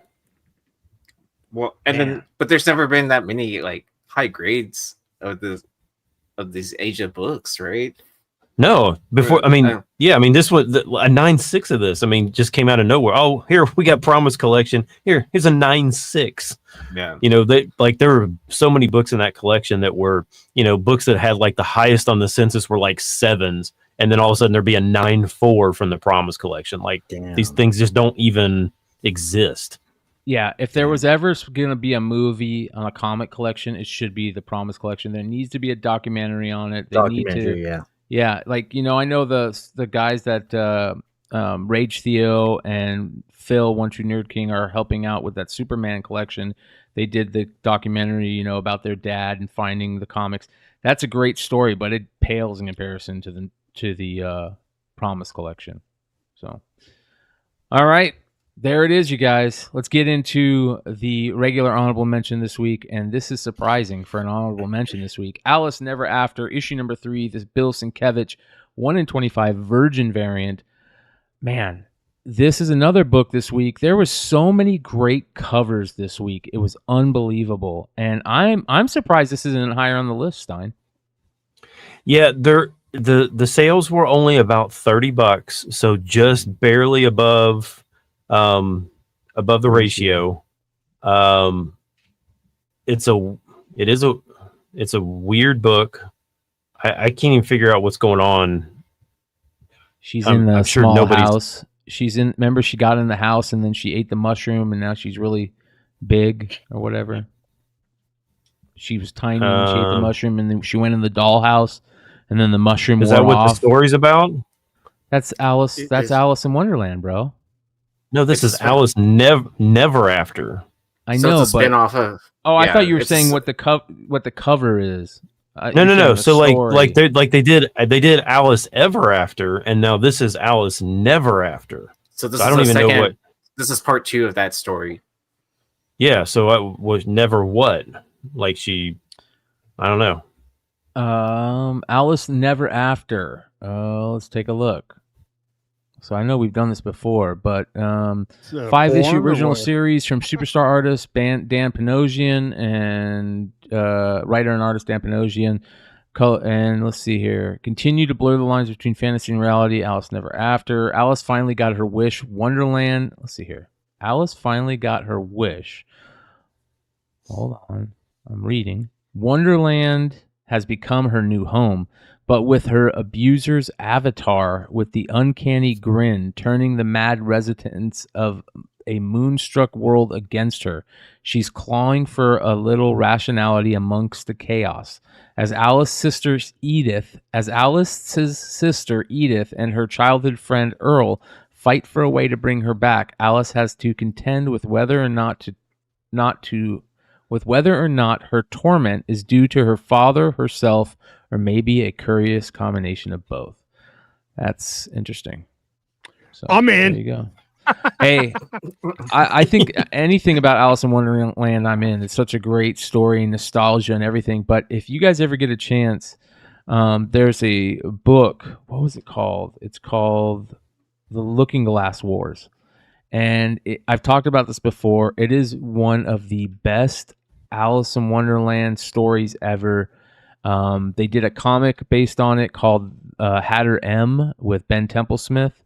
And they did 2 or 3 Looking Glass Wars books. It needs to be a movie. It's that good. So it's one of those books that I like. You know how if you get a really good book and it's so good that you read it in like 2 days? That's how good The Looking Glass Wars is. So check it out. All right, moving on. Next, at number 10, Snatched. Number 1. Now, is this the right Snatched? This is from Scout Comics in 2021. Very interesting story about the market for fake hair. Is it fake hair or regular hair? There's like a black market for hair, which is interesting. Is that why it's got like the electric razor on the cover? Yep. Is that why the variant has Donald Trump on it? Well, they wear Donald Trump and Hillary Clinton and Obama masks like they did in Point Break. Point Break, right? Doty. Yeah. So Snatched. Let's take a look at what the series is. It says, from the favelas of Central America all the way to the scalp of your favorite A-list artist, actress, or IG crush. Talking about the hair stuff. Hold on here. I apologize. I'm trying to do 3 things at once. You know the one I'm talking about. Snatched is a hardcore voyage into the bloody, treacherous, violent, unfiltered, uncompromising, and always unforgiving world of human hair trafficking. Following 3 parallel storylines, Snatched examines how racism, misogyny, and unchecked capitalism led the pursuit of one of the world's most visible and lucrative yet unspoken commodities, hair weave. If you thought the drug game was deadly, wait until you see what goes down in the hair trade. And I imagine that this got optioned because it sounds like a perfect movie or TV series storyline. Yo, let me get a QP of that hair. Yeah. Dude, people make money on that big time.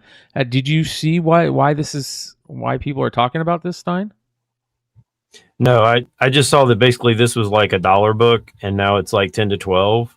But interesting. I mean, I don't have hair, so I mean, I would love to have hair, but can we get you a weave? I'm not gonna get. I don't think I would pay money for hair.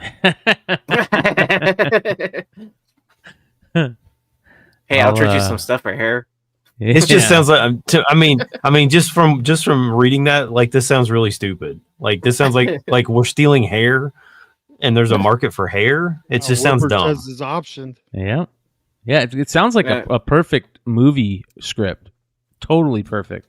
It sounds like a straight to streaming situation.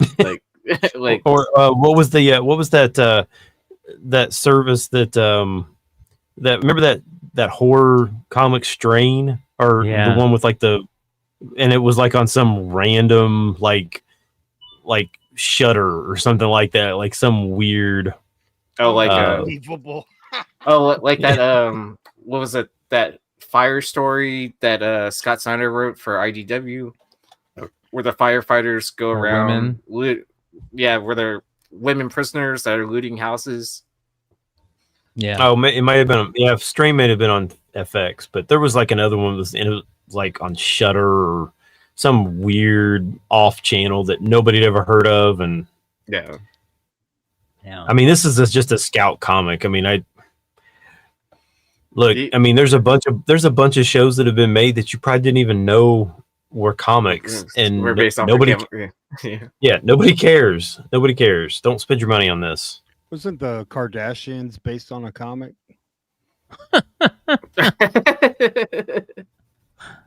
Is it claymation? It was, yeah. It'd be funny if it was. Yeah, the way they mold their bodies. So, what are these selling for now? 10 to 15, you said, raw? 10 to 12. Yeah, 10 to 12. Yeah, and a lot of them sold. Quite a few of them. Yeah, a lot of them sold. A lot of them sold. But it just seems like it's a low buy-in. But I mean, this literally was $1 book. So my guess is, because it was $1 book on eBay, they're sitting in dollar bins out there. Very cool. Very cool. And if you have to have it and you can't wait, Scouts Comics website still has them, but they're $9 a piece. Well, there's some cornbread, free cornbread. Yeah. Moving on to number 9, a book that was on the list at the number 1 spot a few weeks ago. What If Dark Spider-Gwen issue number 1, the Rose Besch second print, 1 in 25, at number 9 on the list. It took a week off, if I remember correctly. Yeah, this one like kind of, and I think it just had to do with supply. Like there just weren't very many of them. A few weeks ago or a couple weeks ago, whenever it was, this was kind of peaking at 150, which was a lot for a 1 in 25. Now it is up to 175, so it's going back up now. So, and this is not a cover that I don't think any of us were like, oh yeah, this one's awesome. Even Yee, I don't know if he was like, I was on that episode. I wasn't rushing to get it. But if you check out the issue, the first print 1 in 25, I like that cover a lot more. With the pink background, is that the pink background? It's not even the Besch cover. It's someone completely different. I think she needs to. I think she needs to go to the art germ school, bro. Oh, actually, I might have it. Yeah, I think the pink background's better too. It's this cover. Oh, that's good. Not bad. That's a great cover. Yeah, so this is the first print 1 in 25. And that's floating around $20 for anyone that's interested. Not bad. What'd you say? It was back. Did it jump? Go down and come back up? Yeah, now it's up to 175. Wow. And listings are in the 200s. Wow. Holy cow! For a 1 in 25 second print. I know people hate these 1 in 25 second prints, but man, the amount of money some of them are getting in the short term.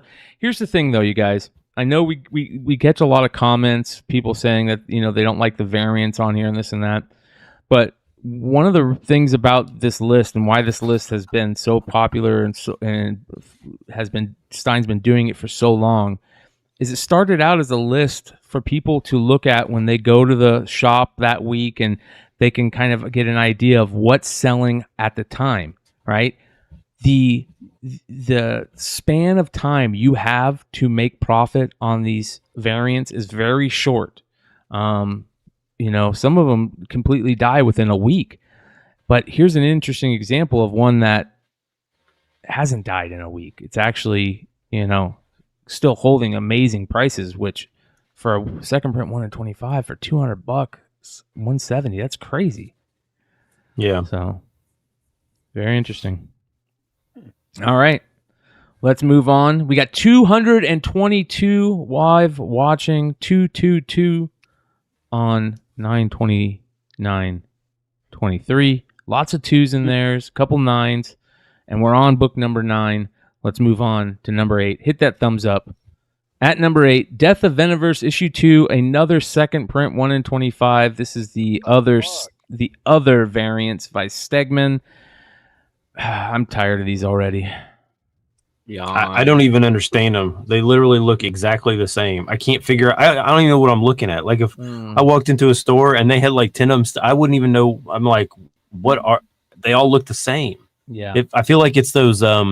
What was it? Those highlights book when you went to the dentist as a kid that you had to try to figure out what the difference between A and B was. Yeah. That's what I feel like these are. And somebody always wrote on it and ruined it for you. Oh yeah, found all the hide and seeks, like you jerks. But yeah, Venom 2099. Ryan is saying, shout out to Rhinoverse, who is a huge Venom fan. I think that Venom 2099 is one of the coolest looking Venoms. Those Spider-Man 2099 covers with Venom, the connecting covers and the covers that he's on are low key some of the best covers. I wouldn't mind some of those in a 9.8 if I could find them for cheap enough. So good stuff. Not this one though. All right, so which one's worse though? Nox headshot variants or these covers? Oh, those headshots. Yeah, the floating heads. Yeah, those floating heads don't make any sense to me at all. Yeah, stupid. Yeah. I will not buy another Venom book until Donnie Cates is writing it. That's just my thing. I can't pick up a Venom, but I don't give a shit who's drawing it or whatever. Yeah. Dang. Well, we'll see. Might never pick up a Venom book again then. Yeah, no shit, dude. Yeah. Guy keeps on getting in car wrecks and stuff. So how much was this going for again? 80. Drink. Moving on. Number 7. Loki. This is from the 2019 run. Issue number 2, the second print. A classic modern playbook, Prospect 10 list book. This book went crazy when the first season of Loki was coming out. it's still a great book, man. I agree. I think it's cool. I love these old school second printings from Marvel. When they would, I can't stand the second print 1 in 25 idea, but back in this time period, these second prints that Marvel was putting out, they were cool, man. I love the. Was this an interior shot from this issue? I can't remember if this one was an interior shot, but usually they would. They did that a lot. They did that a lot for sure. Yeah. What's this going for? So this one was selling for it was still selling for like 25 to 30. So it was still doing pretty decent for what it is. Yeah. Now it's selling for 60. Whoa. Loki season 2 getting ready to hit. Yep. What, like a week when does away? When does that come out? After Ahsoka's over. Yeah. So probably the week after next, right? Yeah. Yep. 2 weeks. Less than 2 weeks away. So I really like one more week of series. Ahsoka. Yeah. Yeah. Hey, bro, what's going on with Jonathan Majors, bro? Like, he's in. Marvel has came out and stated that they're not, they're going to continue moving forward with everything that they thought they were moving forward. So he's in. Okay. Yep. Very, very. Wasn't there a t-shirt company that got in trouble for doing the low-key t-shirt? I can't remember, but if that's the case, that kind of sucks. That's a bummer. What? Like, I don't think they had permission to do it. Yeah, but And And then the show was coming out at that time period. Loki is next Thursday. That's what Louis Olivo says. Shout out to Louis. This coming Appreciate you, brother. Thursday or Next next Thursday. Thursday? Yeah, next Thursday. Less than 2 weeks away. Okay. Redhood's like, I can't make it to long story short. Oh no, like 5 days from now or 6 days from now. Yeah, 6 days away. Oh. There we go. Not bad. Joe's like, I can't make it to long story short. Yeah, I have something to do yeah. that night. I'm going to be out of town. Hey man, the Loki TV show was a knocked out of the park home run for me. So I'm really looking forward to season 2. It's a great idea, great acting. Everything is about it. It's nice to see our buddy Mickey Swagglehouse, Mickey Finnegan, playing the lead role. So that being said, let's move on next to spot number 6 this week. Another returning book, Wolverine number 37, the Capullo Virgin 1 per store thank you variant, which I guess isn't necessarily 1 per store. It's 1 per diamond account. And this was on the list last week also. So another Yeah, and we book. I think we pretty much unanimously agreed that we didn't really like this cover that much. Yeah. Um, The black and And again- white is much better. The sketch cover, that was the It almost San looks like Diego is Humberto better. Ramos art, right? A little bit. Yeah. Well, with the black and white inks or whatever you want to call it, but you can see it looks, you can see Capullo's work in it, right? So whoever colored this, if it was Capullo himself or someone else, like, I don't think they did a very good job. Right. You colored it wrong. Yeah.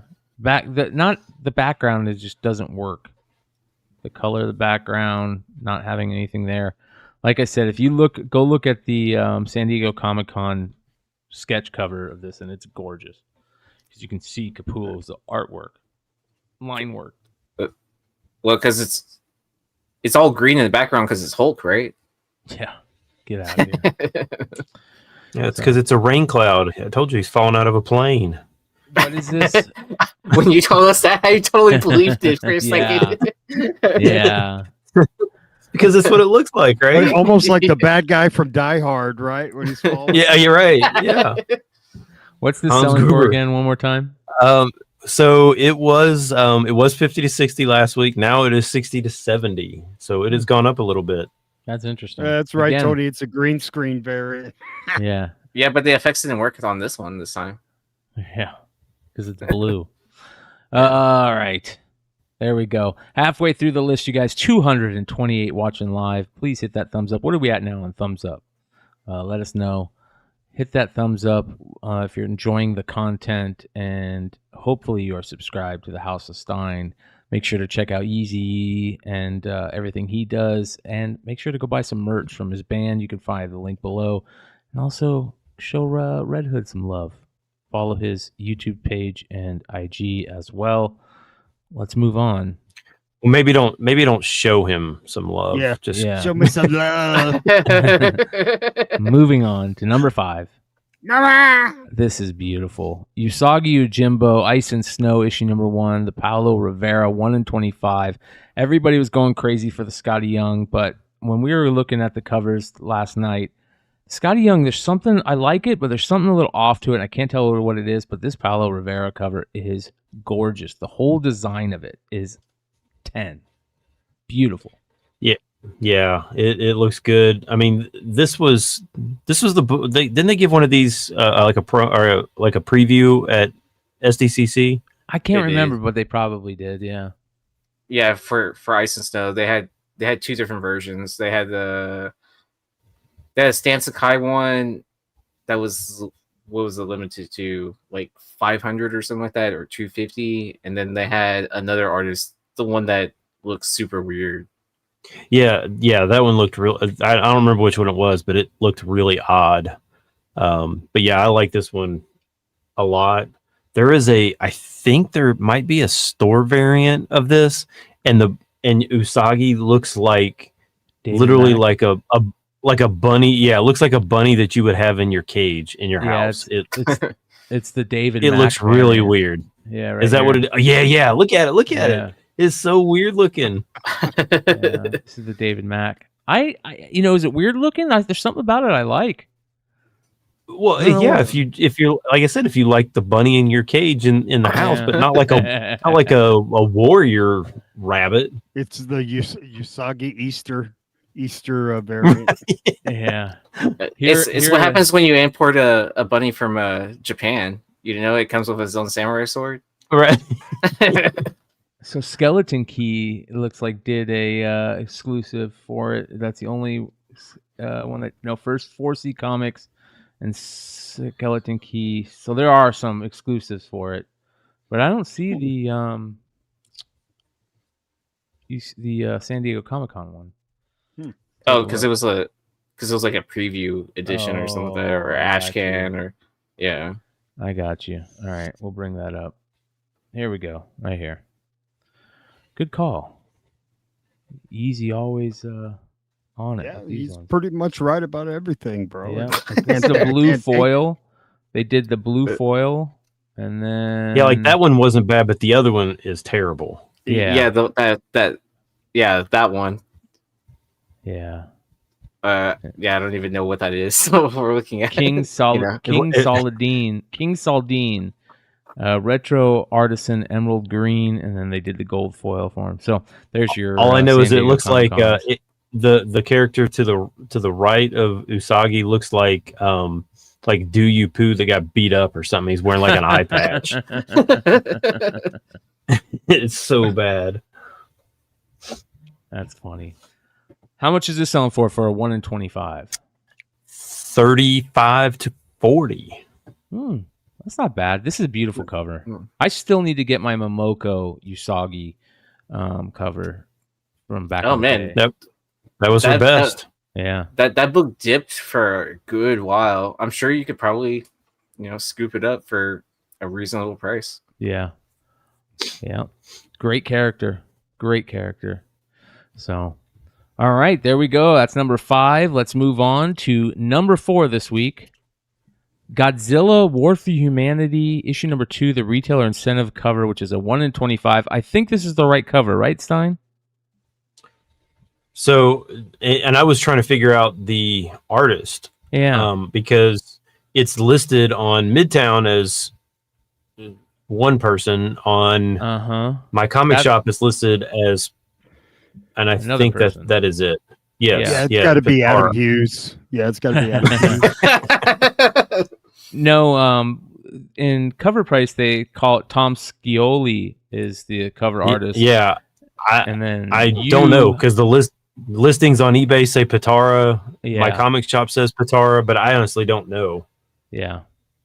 Well, it's an interesting cover, that's for sure. These Godzilla War for Humanity covers, they've been putting out some decent ones. I mean, even if you're not a big, Godzilla reader, they've got some cool covers to them, some cool art.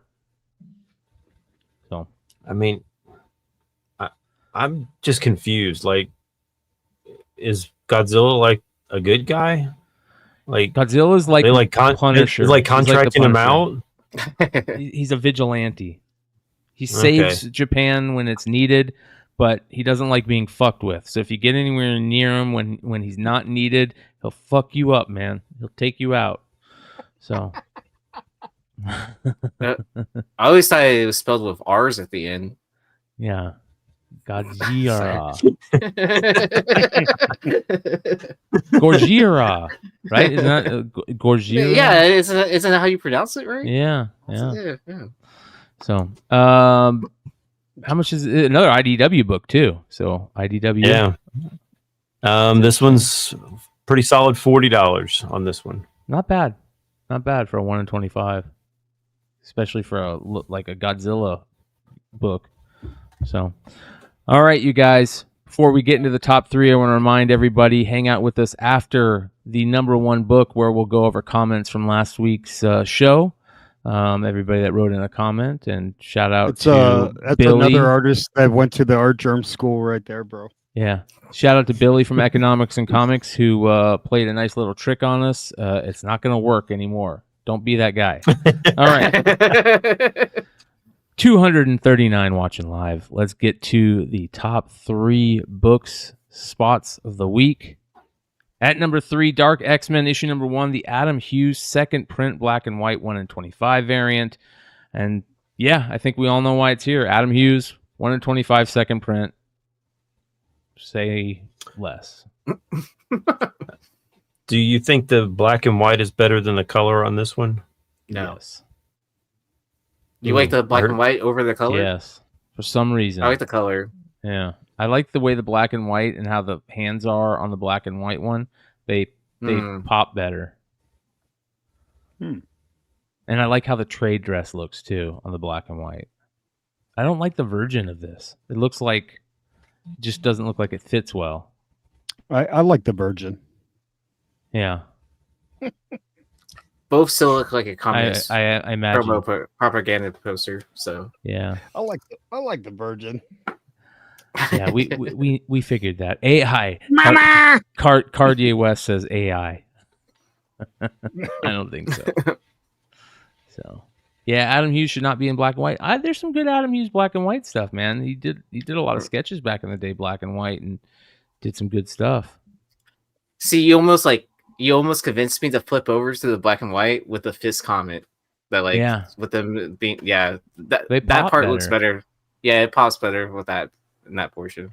Yeah. So you almost had me flip flop. Yeah. There we go. Shout out to Golden State Comics. He says the black and white looks off. So kind of same opinion, about 50-50 for most people, it looks like. What is it selling for?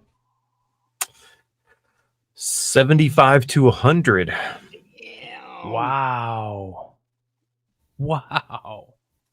But what were people like asking for pre-orders on this? Like, wasn't it around that range anyways? I mean, did we need a second print of Dark X-Men number 1? Probably not. Pads their numbers, man. Mm-hmm. You know? Yeah.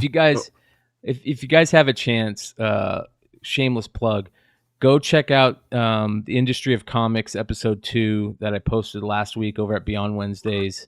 And it's with Brian Polito, Billy Tucci, Jesse James Comics. And one of the big topics we talk about is, the dying, distribution system and new comics, and how distributed comics are taking such a big hit. And you saw that with IDW has taken such a big hit because they lost all those titles, and so many books are going to the Kickstarter, self-published or Indiegogo type thing, and more people are buying back issues, rather buy back issues than they would a lot of the new stuff. So I think the 1 in 25 black and white, or the second print 1 in 25s, helps pad numbers when their numbers need to be padded. But I could be wrong about that. That's a question that's going to be a great question to ask on that industry show the next time I get a chance. Hey, Brian, for the workforce, asked if you could pop up the color version of this. Yeah. Yes. All right, let's take a look here. Dark X-Men number 1. All right, here we go.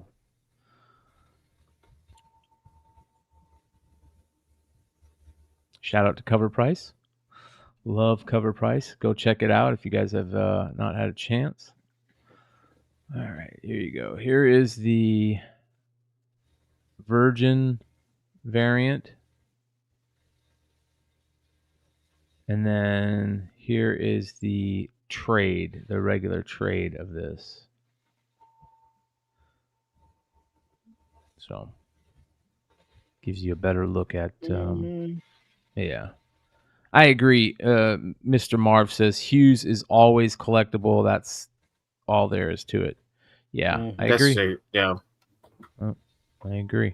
So very, very interesting. These 1 in 25 second prints. They are a lot of people. It's the bane of their existence, man. They are, a lot of people can't stand the 1 in 25 second prints, especially when they show up at number 3 on the Hot 10 list.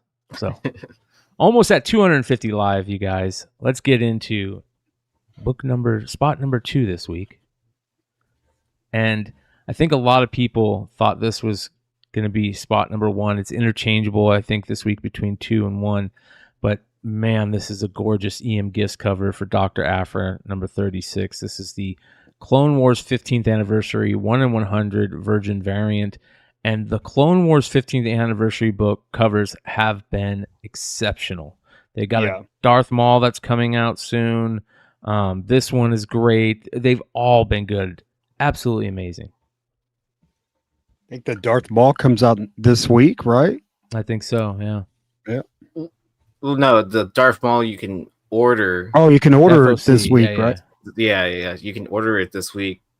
If you're talking about the JTC negative, No, one. that's October 5th, the JTC negative okay. one. Yeah. No, there's a Clone Wars 15th anniversary Darth Maul where he has the robotic legs. So, Oh, okay. yeah. It's Yeah. badass. But that's a sweet cover too. Yeah. I just love the owl. What's her owl's name? What's that owl's name? I can't remember. No idea. Yeah. Shoot. Yeah.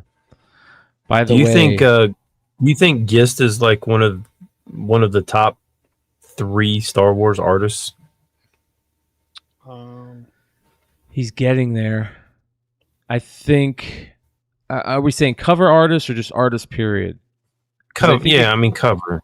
Yeah. Cover So artists. yeah, I think you got to throw in like Adi Granov did some amazing stuff. Oh yeah, dude. Like Audi for me, like Yeah. probably one of the best. Alex Just Ross is on the probably number Darth 1. Vader run, man. Gloroka, I feel like, is up there. Yeah. Alex Like, Ross at least is great. Yeah. I just think Mayhew. I think Gist's like style just matches Star Wars. Like it just Yeah. matches Oh, with that well. Yeah. You know, kind of like Yeah. Capullo matched with Batman, like a dark tone, Batman like or- Capullo, Yeah. Capullo doing My Little Pony would. Not so. Well, maybe that would be cool. Maybe that would be cool. I don't know, but the tone would seem off. Yeah. Well, Maybe like the I- death of the ponies or something like that. That'd be a cool cover. Ooh, I think we need that book. yeah. Al's name is Hedwig. Is it really named Hedwig? No, that's from Okay. that's Harry Potter. Oh, it is. Okay. Yeah. So DT says the Audi NYCC exclusive, which I haven't really looked at any of the because that's in what 2 weeks. It just got announced. Yeah, the Adi Granov did a Ahsoka variant for NYCC. We pull it up. What about Yeah, let's see Sprout? what that looks like, man. Shit. What about Sprouse on the Star Wars? I think Billy at Economics and Comics had a good one with Raza. Yeah, Rouse was good. Yeah. What is this selling for? 160 to 215. Wow. Jeez Louise. It's a badass cover, man. Yeah. Here's the Adi Oh Granov. my god, look at that, dude. Yeah. Holy shit. Yeah. And then the Virgin. Oh wow. I honestly I like the trade dress better, dude. So do I, bro. Look at that, man. I'm losing the Virgin covers are losing their luster for me, man. God, look at that Granov, dude. Yeah. I gotta get that. Holy shit. Granov That's is a amazing. bad fucking cover, dude. Yeah. That cover will be in the top 10. Yeah. Well, listen, when New York City happens, you guys, those variant haters out there are going to be all over the comment section because there are so many variants that are dropping at NYCC. It's like the variant con, if there ever was one at NYCC, dude. It is crazy the amount of I'm telling you that variants. Ani Granov Ahsoka book is gonna be fucking fire, bro. Yeah. But because the amount of New York City Comic Con variants, do you feel like it's increased over the last 3 to 4 years? Like compared to what it's been in the past? Like I don't think I've seen so many. Oh yeah, definitely. They're going crazy Yeah. now because of the retailer exclusives, and everybody on Whatnot has got to do a retailer exclusive that's a NYCC variant when it's not, that type of stuff. It's shout out to Golden State Comics. This is don't disregard Mark Brooks for Star Wars. I agree. Mark Brooks did that. Yeah. Vader. That's a good one. Oh man. So, wow, 215 for this one. That's crazy. All right, you guys, 261 watching live. Let's get to it. Remember, after the number one spot, we'll go over the comments from last week. Here we go. At number one, Void Rivals. Number 4, the spoiler 1 in 25 cover. And I saw this about a week ago and instantly was like, this is going to be top 3 on the Hot 10. It's not that it's a killer cover. It's just the nostalgia factor for fans, I think. Right? Yeah, I would say so. Have you read any of Void Rivals? Yes. It's okay. Is it good? I mean, it's okay. Yeah. They're setting up their world building, That's what they're doing. So, what's this? Is this Shockwave, right? Yeah. Yeah. Shockwave has a great homage cover back in the day for Days of Future Past. Oh, yeah. What's funny is this is a 1 in 25. This is selling for a lot more than the 1 in 50. Really? Oh, wow. Yeah. Because because Shockwave's on the cover, so. Yeah. What's it selling for? This one's selling for 50 to 60, so not crazy. But there have been a ton of sales of this one. How much again? 50 to 60. Okay. All right. With a lot of sales, yep. Oh yeah. Yeah, I could like I said, nostalgia. This is nostalgia all day every day, man. Especially once G.I. Joe starts hitting. Oh boy. Get ready. So, what I could see this being like the back art of a toy box for the figure. Yeah. Yeah. Very, very cool. I'm stoked and I'm waiting for the G.I. Joe stuff. I'm really looking forward to that. Yeah, we'll see how it turns out. I think it's gonna be a lot of fun. Transformers 1 coming your way soon. A lot of Transformers number 1 NYCC variants too. So, man, if you grew up in the 80s and 90s, there are some stuff that are. I mean, Ninja Turtles has been pretty great lately in the world of Ninja Turtles. Transformers and G.I. Joe is about to get crazy. Star Wars is back with Ahsoka doing so well. It's pretty cool to be an 80s and 90s kid. Oh yeah, most definitely. If you're a comic fan. So 240 staying all the way till the end, you guys. We appreciate you. Let's check out, of course, last week's comments. Shout out to everybody that has commented for us on all of our shows. We appreciate the engagement. It really helps us out just as much as hitting the thumbs up and subscribing does. Here we go. This is for last week when the Harley Sanford Green cover was the number 1 spot, and we also had that great Clayton Crane Looney Tunes cover and the beautiful General Grievous cover by, was that Barron's? Can't remember. That was Barron's, yeah. Yeah. Jeremy Townsend says, I passed out during the live. I'm catching the rewind. Great show. Thanks for y'all's work. Big things coming. Hell yeah. Comics Embrace said, awesome show as always. You guys are the best on the tubes. Thank you. Appreciate you. DK Raven says, Barron's actually makes his covers by creating a CG generated scene with no colors. Then he goes and finds the angle he likes the best, then paints it. That is interesting. That's pretty cool. I'm cool with that. I like that. Shout out to Volsi. He says, great show on the rewind. Any chances of starting the show earlier now? There is somewhat of a fresh start. Love you guys. Who knows? I don't know. We'll have to think. We'll have to figure out. Sometimes Stein is so busy that it's hard for him to change things up when he's got so much other stuff going on, and that's always been the biggest part about this content is that family and work always comes first. YouTube doesn't pay the bills, and family is always more important. So we'll see, but I know a lot of people do love to watch the show live, and 11 p.m. Eastern is kind of late, but you can always catch a rewind, that's for sure. All right, James Colgan says, with all the comments, you don't hear anything bad. You guys do a great job. Don't stop. We, the fans, love you. Hell yeah. Hell yeah. Steve Nice. Bell says, I can't thank you all enough. I'm here in the UK and watch every Saturday. It's part of my weekend that I love. Cheers, guy. Another UK guy. That's pretty cool. All right. James DeVito. Show is awesome as always. That Looney Tunes cover is fire. Now I'm on the hunt. Keep on keeping on.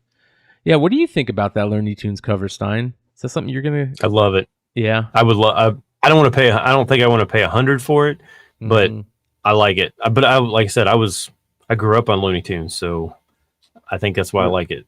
Yeah, I feel like it's one. I mean, I feel like it's one of those books that if you wait a year or two or whatever, you can get it back.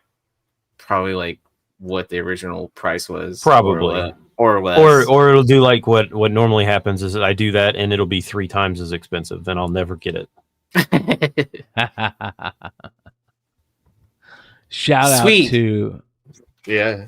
Economics Billy, right? and Comics. Yeah, Billy for the $5 super chat. He says for the bills.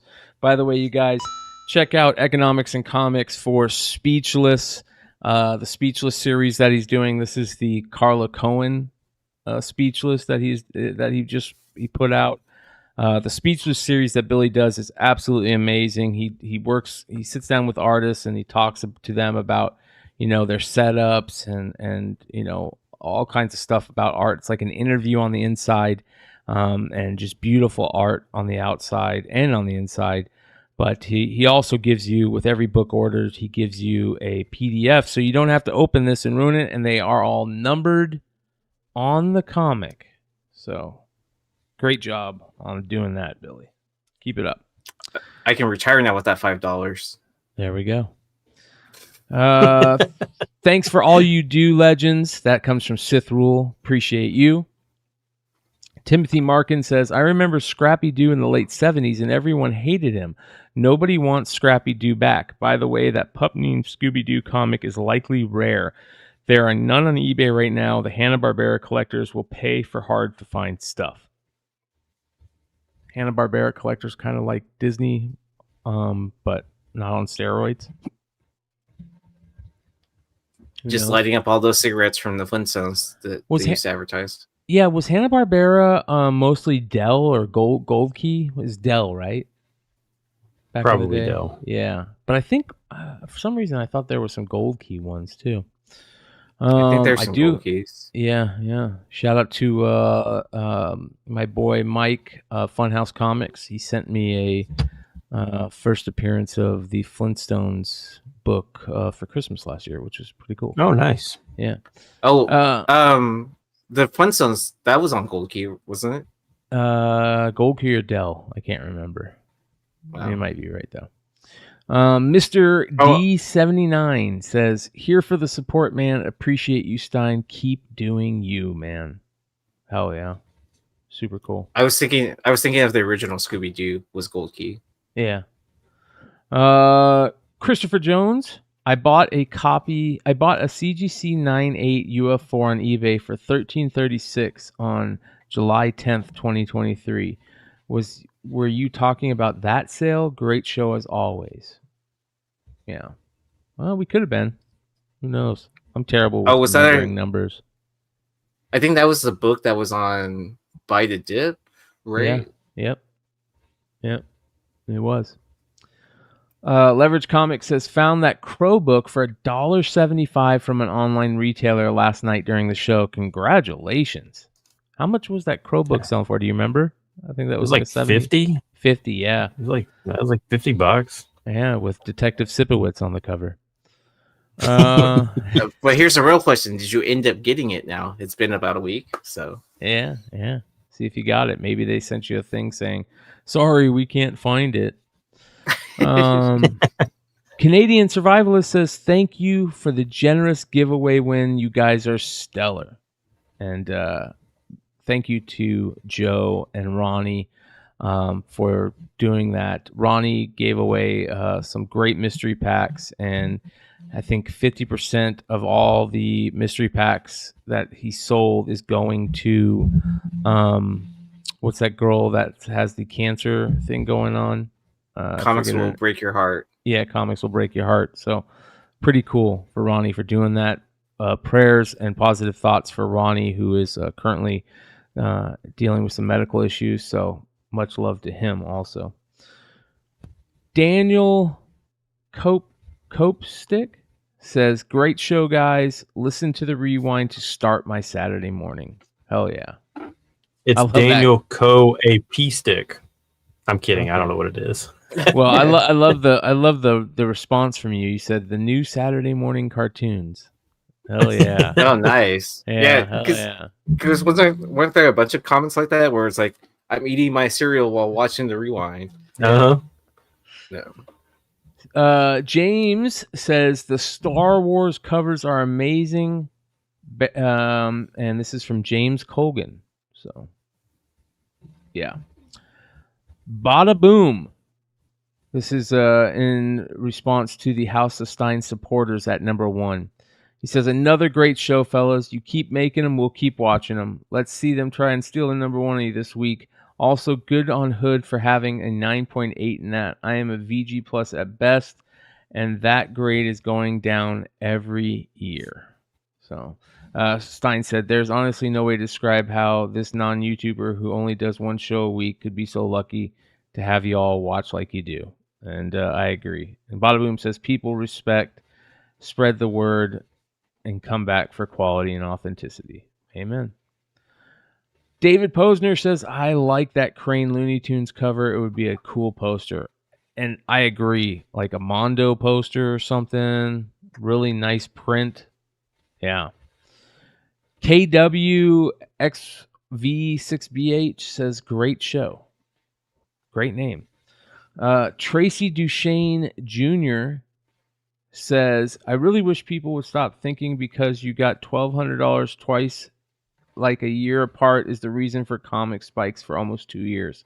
You can say, quote, during COVID, end quote, as an era, but come on. Understand people were buying, hoping to flip to make more money as it was the height of the spec boom, not because people got 2 checks a year apart." I kind of agree with that. I think that money helped, but I think for the most part, people were just, because they had to stay in their house, they were searching the webs, they were looking for stuff to do, they were getting nostalgia. Like there was a bunch of things that made that spec boom go crazy. So, well, I mean, how many more people were reading as well, right? Because they were stuck at home. Yep. And then just like the simple fact that like graphic novel sales went up as well. Yeah. And Stein basically said something similar. So. Oh, cool. DK Raven said, "I'm collecting the connecting covers for that Dark Droid story. Those connecting covers are gorgeous for the Dark Droid stuff. Very, very cool. I want to get a poster of that or a print." So, yeah, cool. Exactly. Just like Stein says, displaying connecting covers has always been my hang up with them. Yeah, I agree. It's hard to display them in a cool way. They should just make those as prints and not be connecting covers. Someone used to make a wall display for connecting covers, like for either slabs, and then you could just put like 5 in there together. Mm-hmm. The coolest one I always saw was the Negan bat for Walking Dead. Yeah. Play it again, frame it again. Sam was where I got all my comic frames back in the day. He would custom make these badass wooden comic frames, and he did that too. So, all right. Birdman 37, aka I believe this is Weed Richards, which is another great name, Says another banger from the one and only Hot Top 10 show. Richie won the night with the quote, next week on Buy the Dip for the Batman Gargoyle of Gotham 1 and 200. That was a funny moment. We had that on almost 10, and we were kind of dogging how bad it was. Oh, man. Kirby Carpenter says that Harley Quinn at number 2 has a lot of attitude. Yeah. I think that's probably why people like it so much. I've heard a lot of people ask, why do people like that cover? And I think it is the attitude part, right? It's the way she's kind of like curling her upper lip and, you know, the brass knuckles. Definitely attitude. BJ Nowak says $50 and a 9.8 is better than gambling and hoping a Raw gets a 9.8. Amen. Totally agree. AOA, one of the best, says awesome show on the rewind. Degenerate DNA says, is the Black Panther 3 on Comic-Con yet? And Stein said it's showing 32K. So that's ordered by retailers from Comic-Con, right? Yeah. But they don't include Random House in that, right? I think the way they changed Comic-Con is it's estimated now. Like it because I think they try and extrapolate like based on how many retailers were not using Diamond or I don't know, some weird formula I think that they came up with. I think, but I don't know that for sure. DK Raven says Heart Attack was an okay story. Now, where did I put it? Yeah, that's how it works a lot with these hot books, you know, from week to week. You got to go find them. Have fun going through all your long boxes and short boxes. Yeah, perfect response from Stein. In that Image Dead Spec long box. Yep. Shout out to our boy Vinny Kumar, one of the best in the community. Such a great guy and so smart when it comes to collecting video games and art. OA. I'm working on putting a show together right now with Vinny, Dinesh and Vinny's friend Mike, who those three are big into original art, and it's going to be a really cool show just talking about, you know, buying original art and the pieces that they've gotten over the years. So be on the lookout for that. DK Raven says a pup named Scooby-Doo equals 4 seasons of TV cartoon series. So there we go. No. So he said, pretty disappointed that my comment for last week was not read. And I said, I'm sorry, brother. It wasn't because we didn't want to read it. It was 100% because of the time the co-host and myself were having a hard time at the end of the show last week because it was so late. I apologize that you felt wronged. I'll read it next week for sure. And I'm not going to read it because he said, no hard feelings. It's not a big deal, really. You don't have to read it. I was drinking after work while watching the rewind. Sorry, I got pissy with my comment. No problem, brother. No problem at all. We appreciate you. Big time. Oh, was he the one with like the 3 paragraph or 5 paragraph? Okay. Yeah. So he says, hey, McClay, if you want to read a comment of mine, can you guys comment on this one, please? In your opinion, what's the best way to cordially deal with retailers who send books that are not in the condition described? I've been collecting for a very long time and still never quite know how to approach this subject because some retailers get really bent about this if you complain. I even got banned by one, and I'll name them, My Comic Shop. I got banned after the very first order I ever placed like 15 years ago. They were completely unreasonable to me, even though my comics were nowhere near the great promise. One of the best retailers I've encountered has been Midtown. I live in Wisconsin and have dealt with the local graham crackers a lot. They're mostly good, but sometimes the grading can be pretty off. I found myself keeping books that I was disappointed with because the grading was off just because I wanted to maintain a good relationship with them. And Stein, what are your thoughts on that? Well, pretty much what I responded to. Yeah. I just went ahead and responded to it. And you said, I've definitely just kept a lot of books also. I think if you pay $1 for it, there's no reason to try and do a return. But if I pay $20 for a single book that is clearly not in a stated condition, I would say something. If they don't want your repeat business, that is on them. Easy to move on, as there are thousands of people that would have no issue with it. So I agree. I think it depends on the situation. If it's, like Stein said, a $20 or more, yeah. And if it's way off, yeah. But I think you also have to approach it in a way, because you already know they're probably going to be pissy. They probably get this, online retailers probably get that complaint constantly. But if you're nice about it and how you handle it, I think that will help a lot. You catch more flies with honey instead of vinegar. Isn't that the saying? Or more bees with honey instead of vinegar. But anyways, be nice about it. Try not to come off as an asshole. And remember, if you're writing a text or an email to them, remember that your emotions that you're trying to convey might not come off in that text. So proofread before you hit send.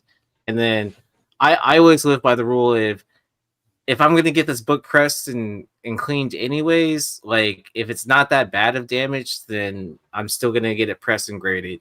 If it's something where it's like I bought a near mint book and there's a huge bend in it, and then I'm going to say something, especially if it's because I'll purchase directly from publishers a lot of times too, because sometimes they have the best deal.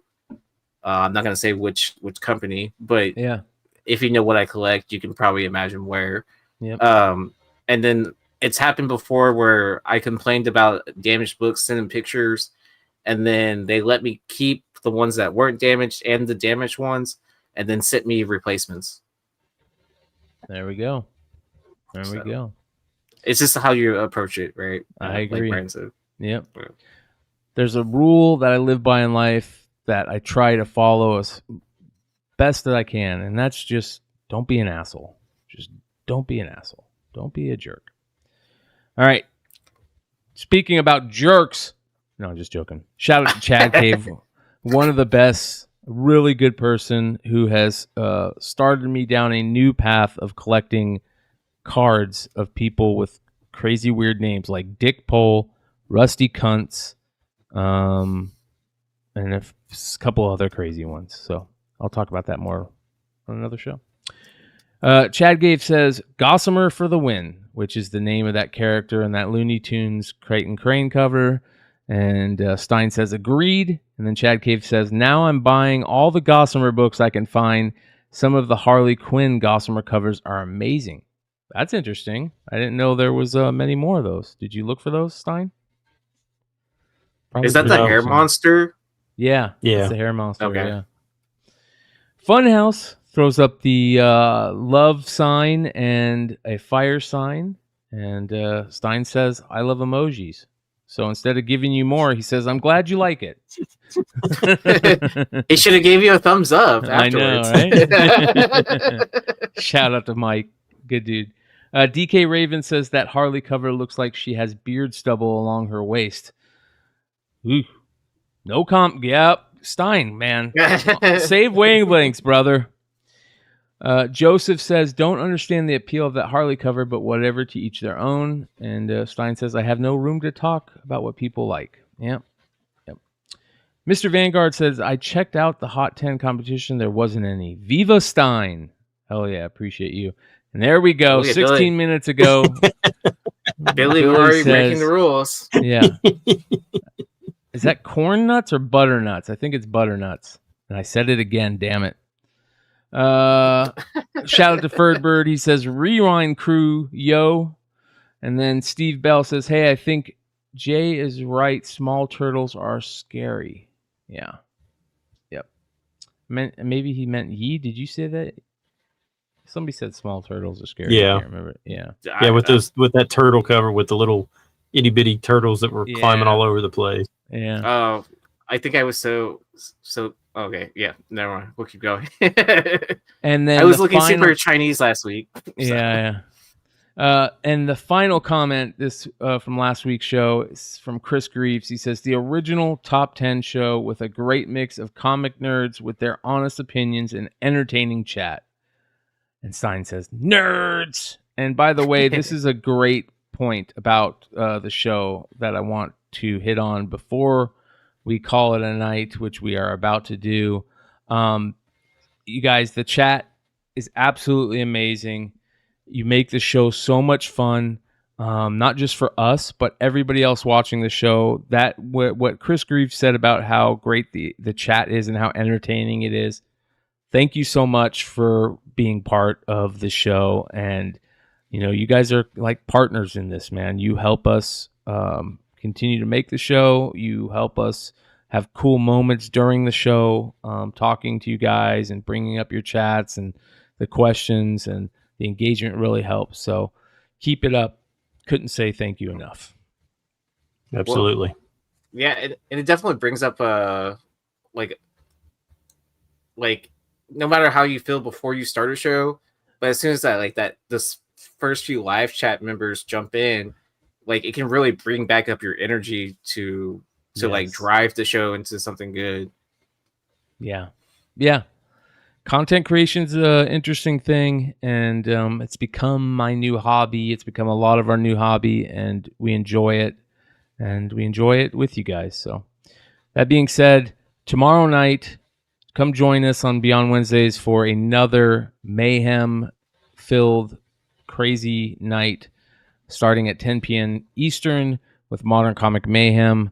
It's always crazy over there. Saturday Night Live, mayhem. Call in live if you want. And that being said, I think we're out. Anything else, guys? Nope. Peace. Have a good one.